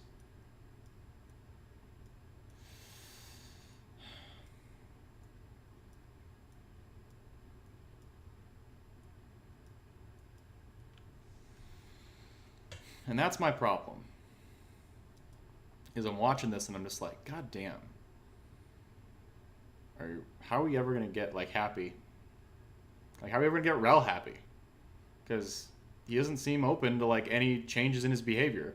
And if you don't change your behavior, then you're gonna be in the same spot. And that sucks. Because I think Rel's a good dude. So, I'd be happy to be that person. I told Rel I'd like to talk to him about this after I'm finished. So. It's okay, hold on. Why are incels incels? Because that is my leading reason. That is my reason. A lot of incels will say, I'm an incel because I don't look very good. I look at a lot of these incels, they look perfectly fine to me. The vast majority of the time, it is that they have social problems. So I want you to tell me why the vast majority of incels are incels. They can't even go on a first date.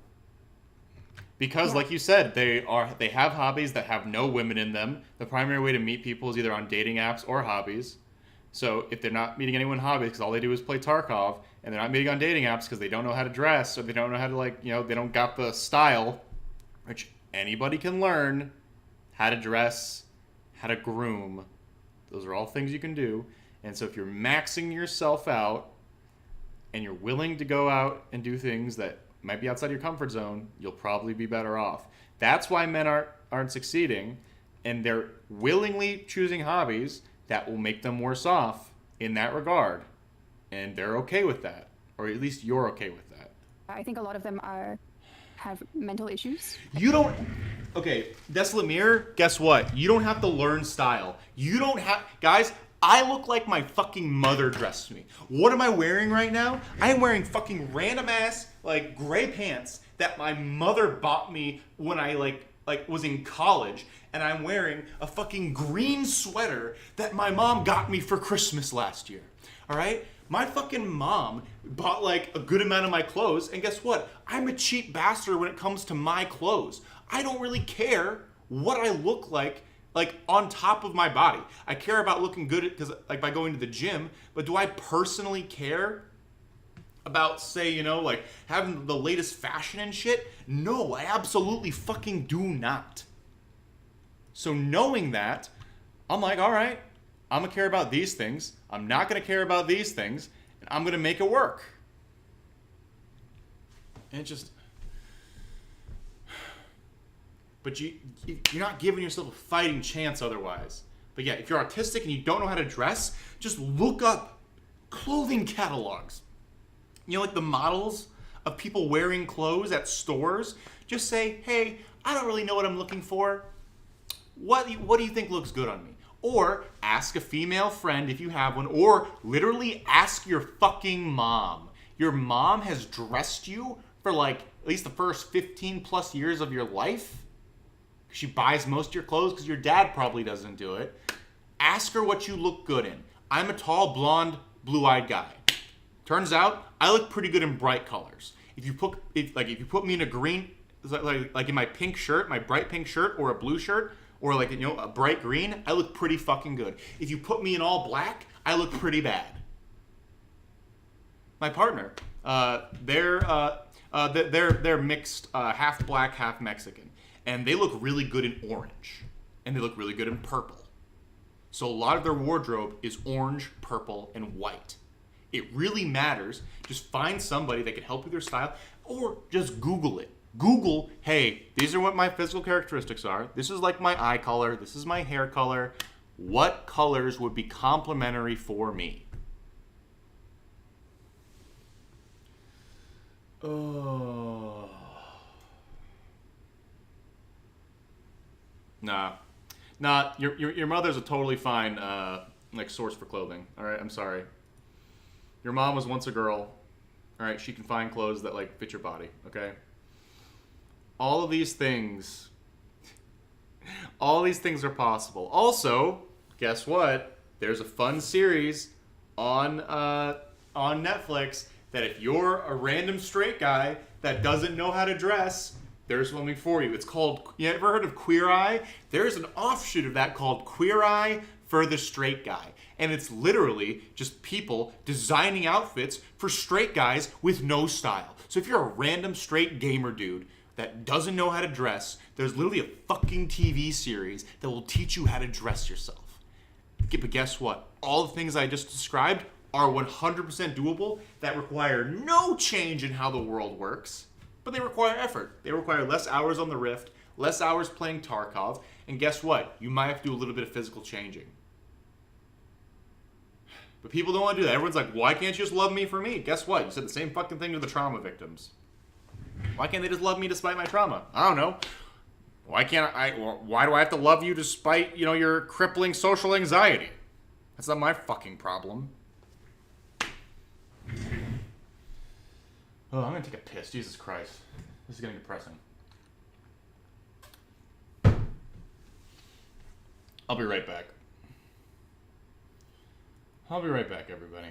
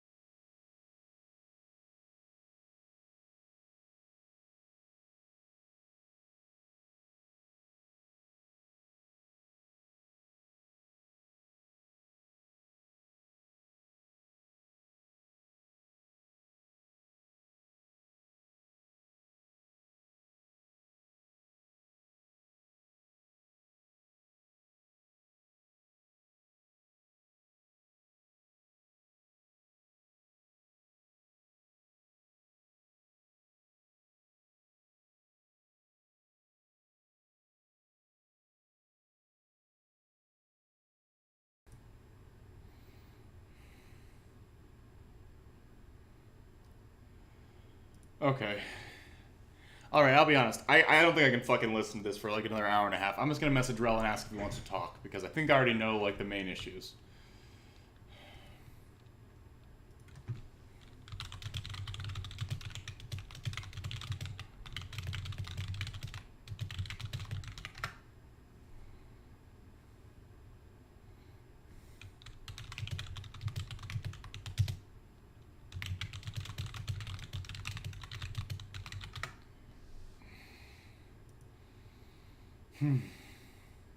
So I just really, yeah. Most of the video isn't relevant. I'm just like, ugh, there's just so much shit.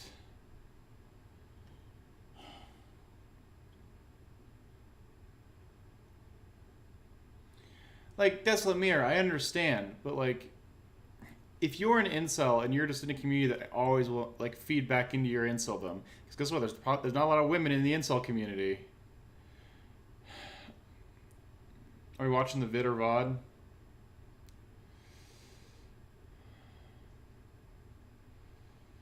I don't want to feel like we're ganging up on him. I just want to have like a one-on-one, heart-to-heart with Rally. It doesn't have to be online. Doesn't have to like it can be offline. I don't particularly care, but like.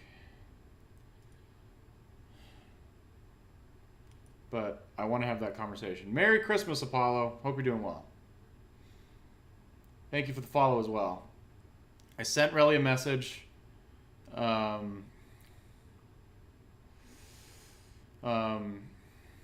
want to have this conversation with him. I'm not in his Discord currently. If someone like sees him active in his Discord and wants to message him and tells him that Hanz wants to talk, I would appreciate it if you're from his community. Let him know because I'd love to talk to him. I'll keep listening for a little bit until this part of the conversation is over, but we'll see where it goes. I'm like the depressed older brother who skips me. I fucking love my family. I am so sad that I didn't get to go home for Christmas, but I'm on call for work. I'm going home to visit my family and see my partner over New Year's, but I couldn't make it this year, so it's sad, but I do love my family. I know. That's why I'm streaming with you guys. You know, giving everyone a little bit of community. So they pay me pretty well, and I'm salaried, so it doesn't really affect things. But I have a pretty nice salary, so I can't really complain. I'm like in the top like 15% of like my age demographic in regards to income, so. I'm pretty good, and my job has really sweet benefits, and I do have a really cool job, so I can't complain about the work that I do. I love it, but sometimes it just requires sacrifices because I want a good career. But I love my family. I call my parents. I call my mom every day. I try and call my older brother every day. I try and play video games with my younger brother like at least once or twice a week. I make a lot of effort to keep in contact with my family. All the time. So let's keep listening. Hopefully Relly will say something so we can talk to him. I think that they hang out with like-minded people and further ingrain the ideology into their head. Why would that matter? We've already established, as you said, everybody has trauma. So why does it matter? A bunch of people have mental issues. Does your boss call my workmates family? No, it doesn't. Who cares? Why are they uniquely incapable of getting in a relationship? Well, first of all, not all mental health issues and not all trauma is the same. Yeah. So why are they uniquely incapable? Why are they uniquely incapable? I don't know. Tell me. I gave you the exact reason. It's because there's a lot of people like that end up inside of these social circles where they don't interact with people, especially face to face. But you choose those social circles. You chose to like. It's like I'm watching someone like bash their head against a wall, and I'm like, bro, stop bashing. They're like, but I like it here. You gotta understand that there's balance. I'm gonna fucking. This is triggering the fuck out of me. This is triggering me so fucking much. Oh, really? Where you at, please? actually people of the opposite sex on a day-to-day basis, and they get socially stunted. It becomes more and more difficult to get caught up socially when you're farther and farther behind. People take for granted their social skills. People think it's easy, it's natural, whatever, just go outside and do it, and it's fucking easy. It's not. When you get caught behind, you stay behind. Because when I go up to a group of people and I don't know what to say, they think I'm a weirdo, and they get me out. Even dudes do this shit when the classic video game angle doesn't work, or some random sports thing that I know, right? Doesn't work, they'll think, oh yeah, this guy's kind of weird, because I don't really have anything to say. I have nothing to relate to, right? I don't... Really, you're right. It can be awkward at first, but it's about practice. And if you want to practice, again, like full open, my DMs are always open. I will give you my real fucking phone number if you just want to like text and chat. Or I'll call you on the way to work or something, whatever you want, buddy. Like, and we can talk about shit, and we can like, you know, give you practice talking about things that you don't know about, right? Because there are always going to be conversations that you like haven't heard about. But like, I'll be honest, Rel has a lot of experience, right? He has a lot of experience dissecting streamer relationships, streamer drama. Guess what? A lot of people in groups like talking about their relationships, like talking about drama. Rel has a cornucopia of experience dissecting this sort of stuff. He would probably give really insightful commentary if he talked to anybody about their relationships. Yeah, everyone has a... Guys, I promise, when I first got to work, everyone thought I was a fucking weirdo, okay? They still think I'm a bit of a weirdo, but I'm funny. So, like, everyone's chill with it, right? Like, you develop these dynamics over time with people. But you gotta keep trying. Yeah, like, Sir Misk, 100%. Like, Relly has the skills. 100%. He has a couple of things that I would say he's doing the block himself from having the potential.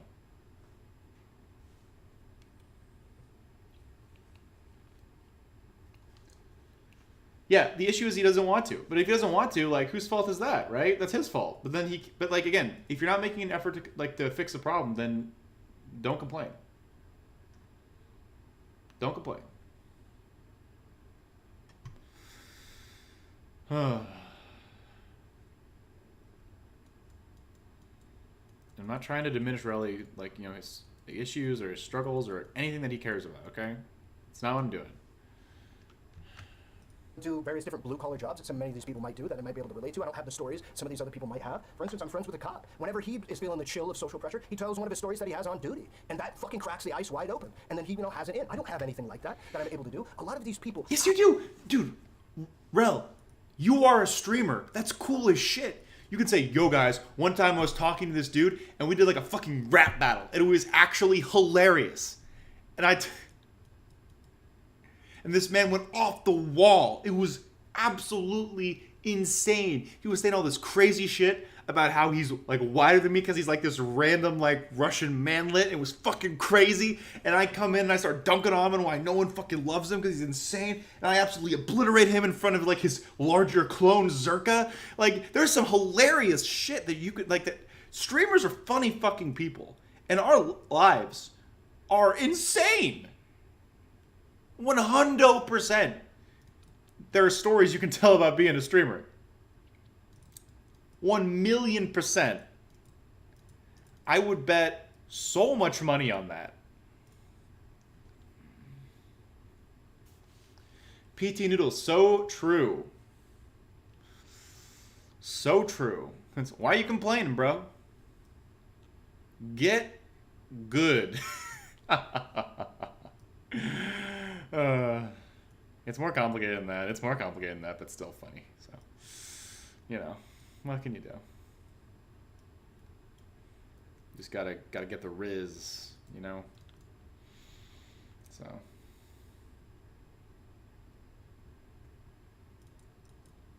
I agree, but I feel like Rel's put barriers in front of himself that like diminish his chances. If I'm being 100% honest. That's very much how I feel for this one. All right, let's see.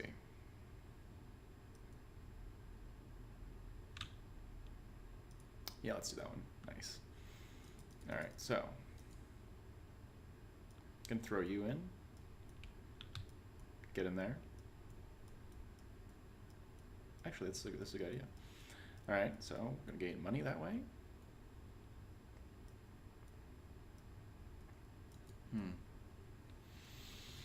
But, Yeah. There's people who never played video games before who've had to get good. True. Have these social skills that they have developed through the process of just naturally existing in the social environment that many millions of people don't have because they spend most of their time sitting inside and playing video games. But you chose to do Build that. Up that social. But you chose to do just that. a very simple baseline of being able to talk about common things with people socially is very difficult to be able to reacquire and not come off as weird. Getting caught back up is hard. It is Staying hard. up is easy. It is I agree with hard. you on that. But if you're I just but if think you're that unwilling to make that change, why then you're never would going to get caught a up. woman who has nothing in common with you, and you don't have any similar interests, and you're also socially stunted, why would she talk to you? You should. Were you expecting a different answer? No. But then what is your solution? My solution is to do exactly what I've been saying I've been doing on my stream forever. I'm going outside, I'm trying to interact with people, I'm trying to engage inside of social conversations so that way I can be a more relatable person. So that way I can That's practice. great. I'm doing things like going to the gym, talking with people in the gym, being friendly with people in the gym. That's so I can great. learn and study how people interact with each other so that way I can get caught back up. That's great. That is what I'm trying to do. That's I'm trying to great. get caught back up, and it's a very difficult process. It is difficult. That's amazing. It's amazing That's that he's admirable. doing that. And I think that you're doing like the hobby thing, right? Where it's like you like going to the gym. Sure. Yeah, meeting people and I wouldn't state to people. The reason why I hounded you earlier about the hobby thing is I wanted to see if you would commit to the statement because you are going to have to. You're going to have to commit to the statement that there are going to be people like me that are living perfectly happy lives, and unfortunately, you are just going to have to possibly make your life a little bit less happy. You're going to have. Are you happy though?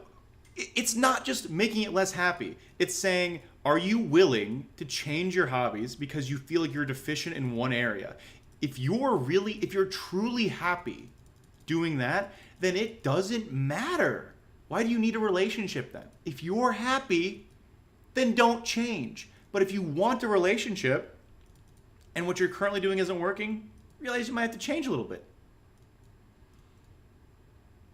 It's going in circles. It's going in circles, bro. All right, let's keep listening. Because, like, it's frustrating to listen to.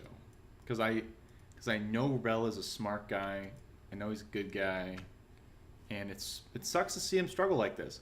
But I don't like, the way he's thinking about it is wrong. You can't think about it in the way that, like, you can't think about it like, I'm making my life worse to do this. It's like, this is a choice that you're making, that you're happy making, because you think it's going to long-term be better for you. And that is just fine. Sounds great. What else do you need to do? Nothing. You're doing fine. You're doing exactly what you need to do. You know? You're doing exactly what you're supposed to. Sounds fucking sick, you know? What more do you need? You got the Riz? You got the game? You got the vibes? But I do feel bad. Because it is hard to do what Rel's doing, right? It's not an easy thing. Same time, if you want to succeed, you got to keep trying. And it's going to suck for a bit. And that's always been the case. It's always going to be the case. Things do not come easy, ever.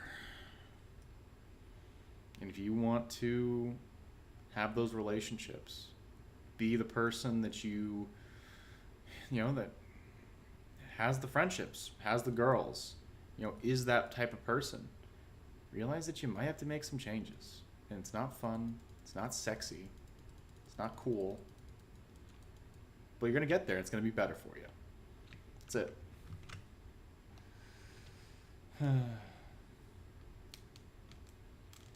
Desolate Mirror, I understand, and that'll take time. But again, I would make these efforts because I like Relly and I consider him a friend. Right? But am I under a requirement to do this? No, I'm not. I could say his trauma isn't my responsibility or my fault, and I could just fucking leave him to rot. I won't do that because I like Ahrelevant, and I think he is a good dude, and I think he's a friend of mine. But is that something that I could absolutely do? Yeah.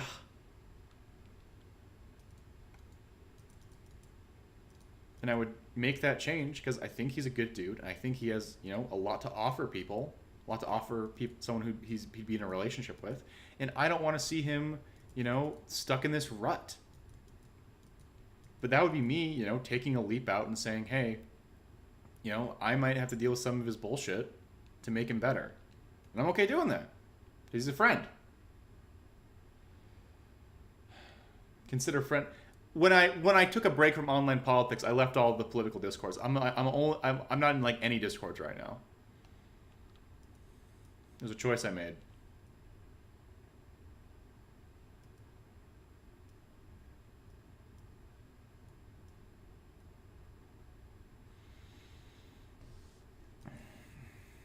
But yeah.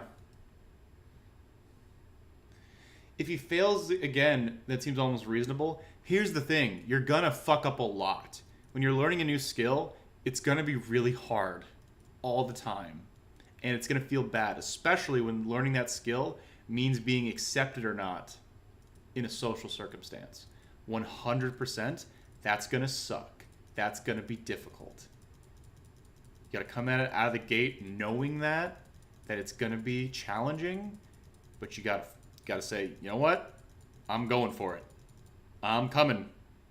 I refuse to back down. I'm gonna keep trying. That's what you gotta do. Over and over and over again. Or you can just, you know, accept that you're gonna be lonely. Because in a lot of ways, no one's coming to save you. No one's coming to save you. You got to do it on your own. You got to save yourself. People don't like hearing that. But you got to do it. Or you have a couple friends, like me, who want to help you out. You know? Just got to let us. Let me in. Let me love you. But seriously, like sometimes you just gotta go for it. Okay, let's keep listening.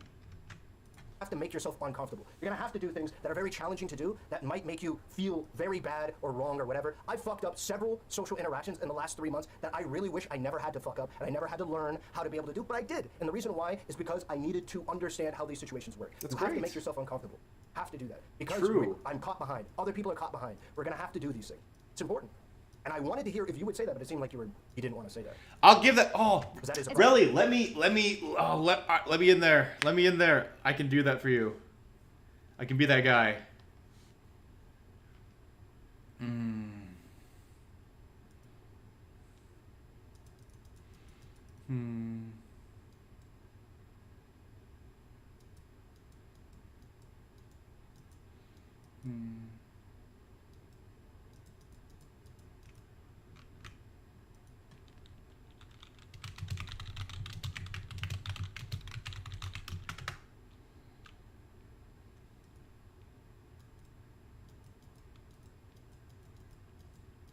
All right, Rel got back to me. He said he doesn't have a lot of time outside of his stream, so we're probably not doing it today, but we'll see if we can do it tomorrow.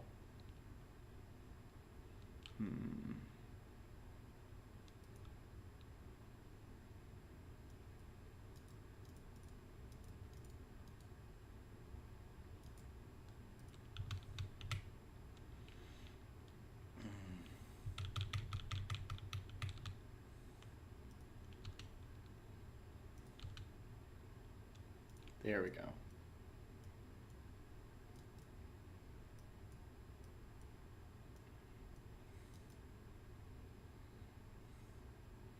One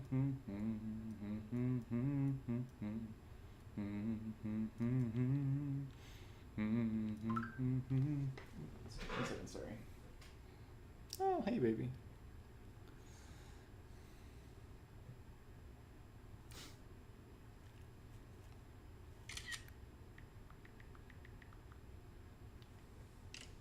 Sorry about that. I didn't want to say that. I don't think that I understood like the context in which you were saying that. You have to get hobbies that make you uncomfortable when you are really comfortable with the lifestyle like me. You have to do that.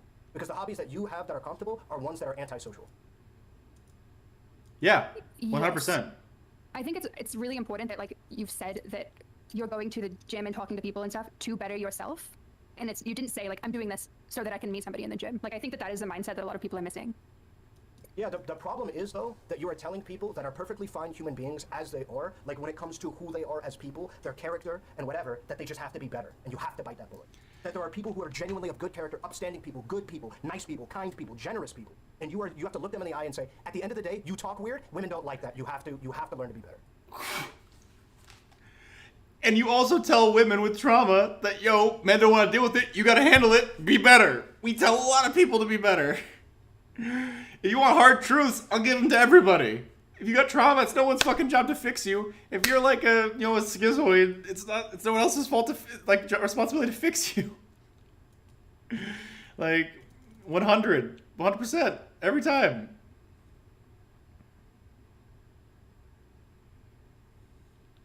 Is that what you want to hear? I'll give it to you.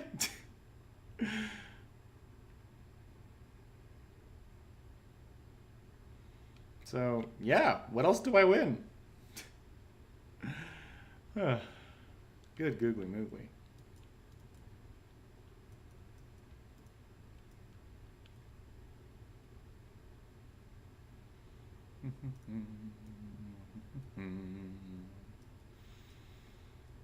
Yeah, like it's not a fun like concept, but you just gotta deal with it. That's the end all be all. You talk weird, you walk weird, you look weird, you have to change something about yourself so that way other people like you. And you have to bite that bullet. People are superficial. People are gonna judge you based on the way that you talk. That's not superficial. Yes, like it this. is. Bite that If bullet. you're not able to interact with a woman in a way that makes her comfortable, then that is a problem with you. No, initially, if you are incapable of, you understand that people can feel uncomfortable from completely benign things, right? Like a stutter. Right. You know, have you heard of women? I have several different conversations with women about how one of their things that they'll stop talking to you instantly about is if you don't know how to punctuate properly. You're gonna tell me that's a rational, reasonable thing to have? This is loony to It could mean that you don't know how to, maintain clean and orderly communication. Maybe it shows that you don't care, right? How many men won't date a woman because she's into astrology? You're allowed to have standards. In the same way that you're allowed to have standards, so are women. Women are allowed standards.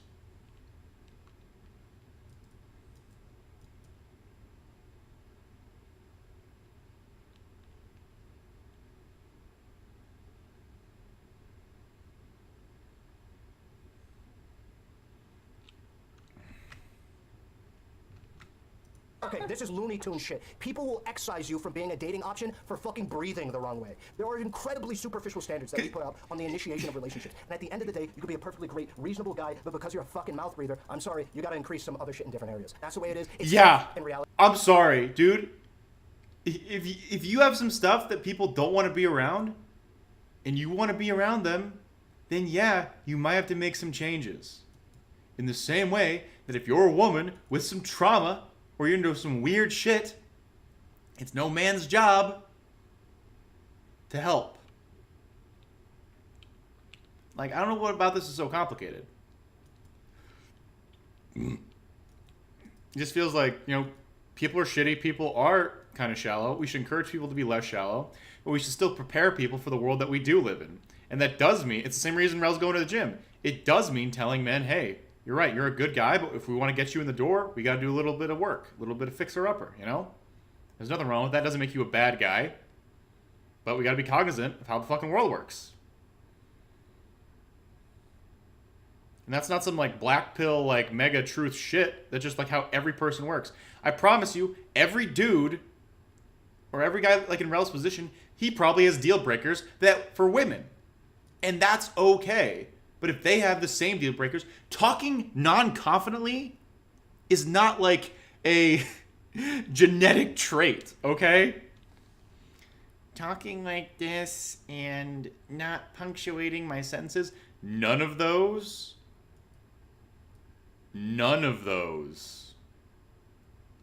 are genetic requirements that people have to do at all. Ugh. No.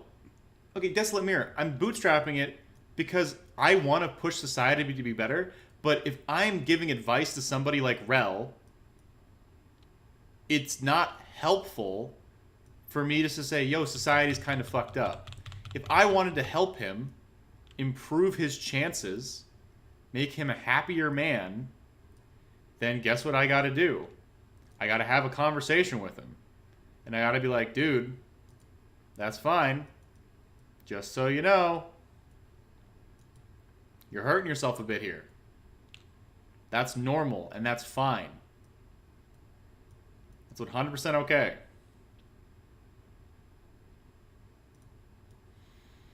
It's 100% okay.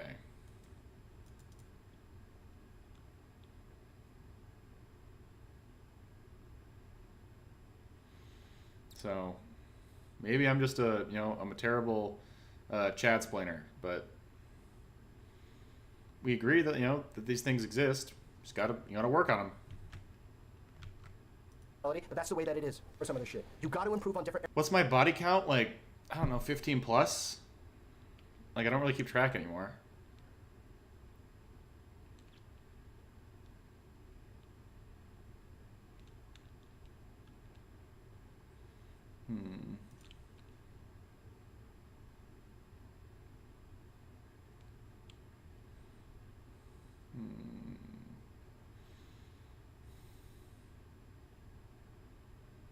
Let's see.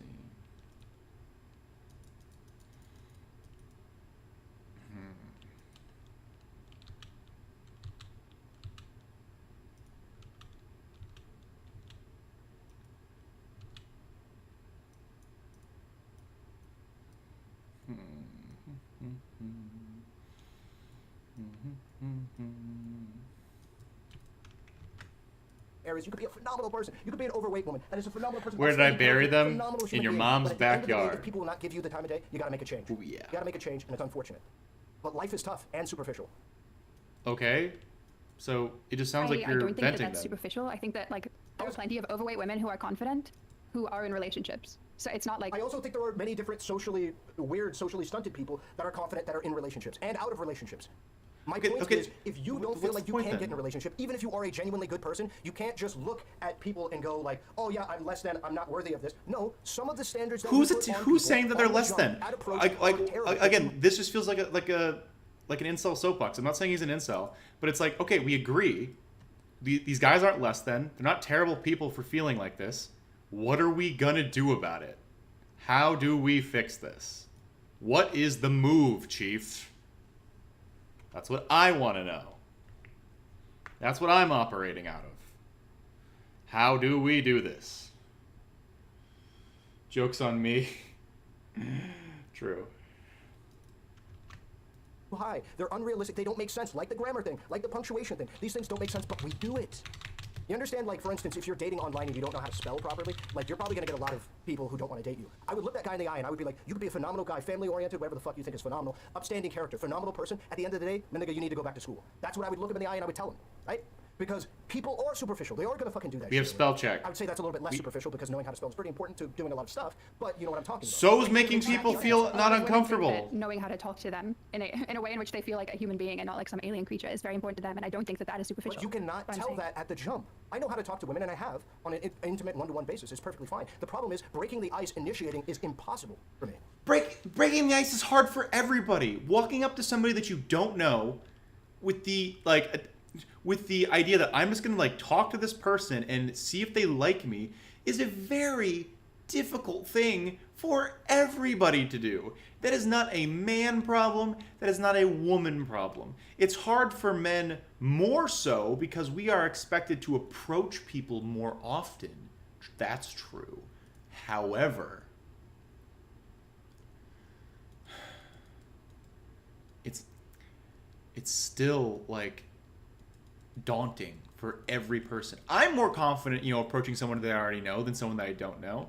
I've been out of the dating game for a minute, right? Because I've been dating this one person for about a year now, right?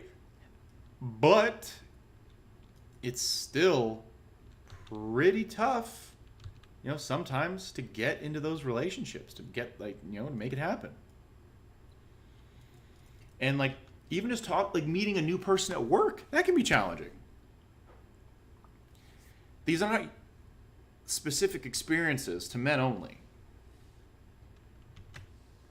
It's impossible. So when you make a snap judgment off of somebody approaching you cold approaching You've you. said like 10 times that you don't know how to talk to women. Yes, that is the approach. You can't go back and forth. It's not a back and forth. I don't know how to approach women. I don't know how to talk. I don't know how to talk to women. Okay, I know how to talk to the 1 or 2 women that have been a part of my life for years. Is that better?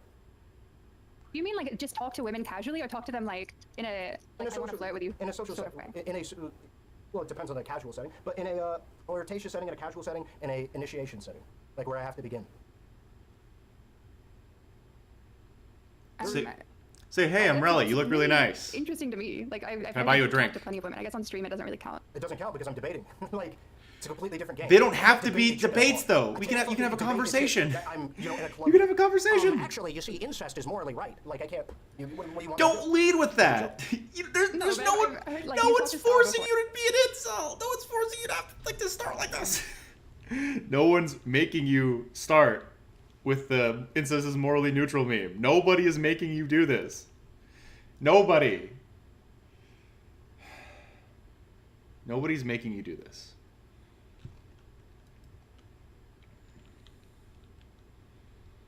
Nobody. Nobody knows the trouble I've seen. Nobody knows my struggles. Nobody knows the trouble I've seen.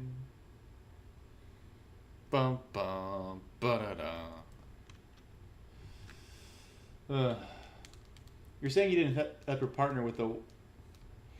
You're right, I didn't say that. Because it's kind of weird. That is weird. And there are basic things that you could... I could write a checklist for how not to approach a woman. Just say, hi, my name's Hanz. Nice to meet you. So, like, if you're at something because of a hobby, you could say, oh, hey, what do you like about this? If you're at like a social setting, like a bar or something, like, hey, can I get you a drink? Or, hey, this party's pretty nice. Or, hey, why are you here? What'd you get? What brought you here? Nice to meet you. These are not like gigabrain impossible answers. I'm serious. And if you treat them like that, then yeah, they're gonna feel overwhelming, but okay. I'm sorry. Like, I want to feel, for you, but you're not giving yourself a fucking fighting chance, bruv. Come on. Just give me something, Give me something to work with. My man, my brother. My brother in Christ. Just help me out. Help me help you. We can do it together. Be a team. A couple of homies. But yeah. Like, you can make friends with people in Discord. Again, there are limits. And again, things that Relly said, there's no reason why someone that, breathes a funny way might, set off alarm bells. Okay, well, if you, again, it depends how you associate things. If you associate, this with someone being, a terrifying, potential, person who could kill you, you'd probably be pretty concerned. You're like, what's going on here? Why are we having this convo? Are you gonna murder me in my sleep or some shit? Should I be afraid? Is there something that I need to be aware of, personally? That could make this better or worse? But there's a lot of things you can do to make this better. Also, there's a lot of things you can do that can make it worse. But trying is important.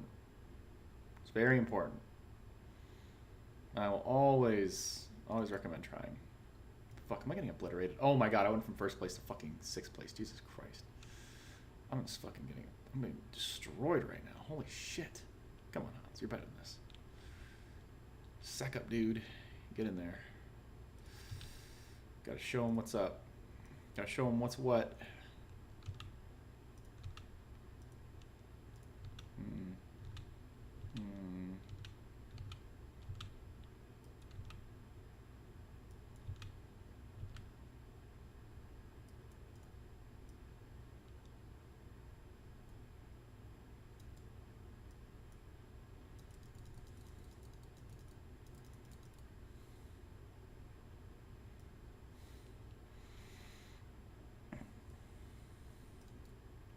All right. But like, I do feel bad for Rel. Like it's not a fun thing to experience for anybody, right? No one wants to be that guy. No one wants to feel unloved. No one wants to feel like they're less than because of like, you know, their personal shit.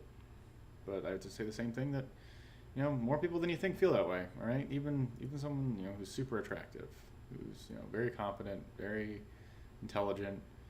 A lot of people got shit going on. A lot of people feel certain sort of ways about things, and you just kind of gotta meet people where they're at. That's the best like anyone can do.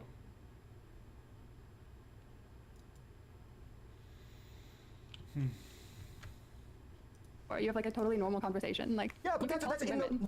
how many women am I going to talk to about the ethics of sexual misconduct in the wild? That's not going to happen. That's just not going to happen. You're living in a fantasy world. The way that I talk to women, in the context I talk to women on my stream, is completely disanalogous to the way that normal people talk to women, or people even, on a day-to-day basis. This doesn't happen, okay? The way that I'm talking to you, the way that I talk to DK, the way that I talk to people in my chat, this is not analogous to the way the real world works. I'm not going to walk up to some dude at the gym and just be like, you know, because you're shorter, you technically have greater leverage point. Like, what are you talking about? This is not how humans interact. It's not analogous. It's not transferable. But Yeah, I mean, I said that because I've heard you have like a normal, friendly conversation. You with can Star go before, for so I'm saying it. that, not because Go of the for debate. it. Giga Chad, Tons do of it. men who are like me. I keep saying this because I really don't think I'm a unique person. I've met tons of people like me. There's tons of us all around that don't know how to initiate, that don't know how to start contact, that doesn't know a How do you point of open? contact of reference that I could have with a woman. But otherwise, if we get to know you, we're great people. We're great people to be in relationships with. We're good people. But we just don't know how to initiate. And that's the problem. And a big problem, a big way to, I think, alleviate that is to get more experience, more time under your belt, and just kind of interact with people, including men. Like, I've had several different of my guy friends try and help me out. How do we do it? See how they do it and shit. And it's been helpful. Genuinely. Great. To figuring out how to be more natural and not, you know, and understand the ways that I'm supposed to do these things. I mean, I know that it's like a big meme to do, like, to say treat women like people, but like I think that that's the actual thing that a lot of incel guys need to learn. Is like you don't have to go up to a woman and say some line or like say something to catch her attention. Like you can just talk. In the same way that you would talk to a man. No, really, it's not that easy for a love guy. Because for instance, with a guy, right, I could talk about a whole host of things that I am just not really as capable. For instance, I was at the bar, and this guy came in, and he was talking to my friends. I was like, yeah, no, I just play video games all the time. And he's like, oh yeah, what video games? I'm like, Path of Exile. He's like, no way, dude, you're playing the patch. I'm like, hell yeah, I'm playing the patch. I'm doing Frost of Legion, doing Frost Wake, and we went through it. We had a good time, about 15 minutes. Me and him went back and forth. You try doing that with a woman at a bar? No shot. Come on, dude. I met a bro at the bar. He also plays Path of Exile. You never know how it's gonna. A woman could never appreciate the intricacies. I'm not trying to dunk on him. This is like I'm just tired now. All right. So he says that we're gonna talk tomorrow, most likely. So get ready, folks. It's gonna be a good time. Gonna be a banger. Okay.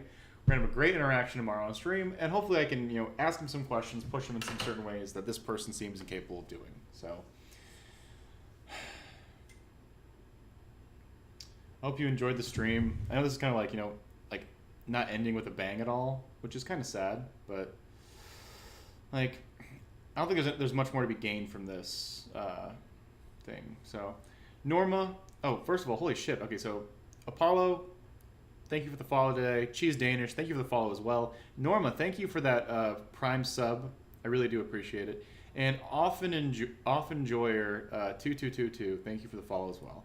Hope you all enjoyed this content. I hope to be back for my conversation with Rel tomorrow. It should be tomorrow morning. That's what he said. So it's going to be fun. Let's make it happen. Okay, guys? Everybody have a good night.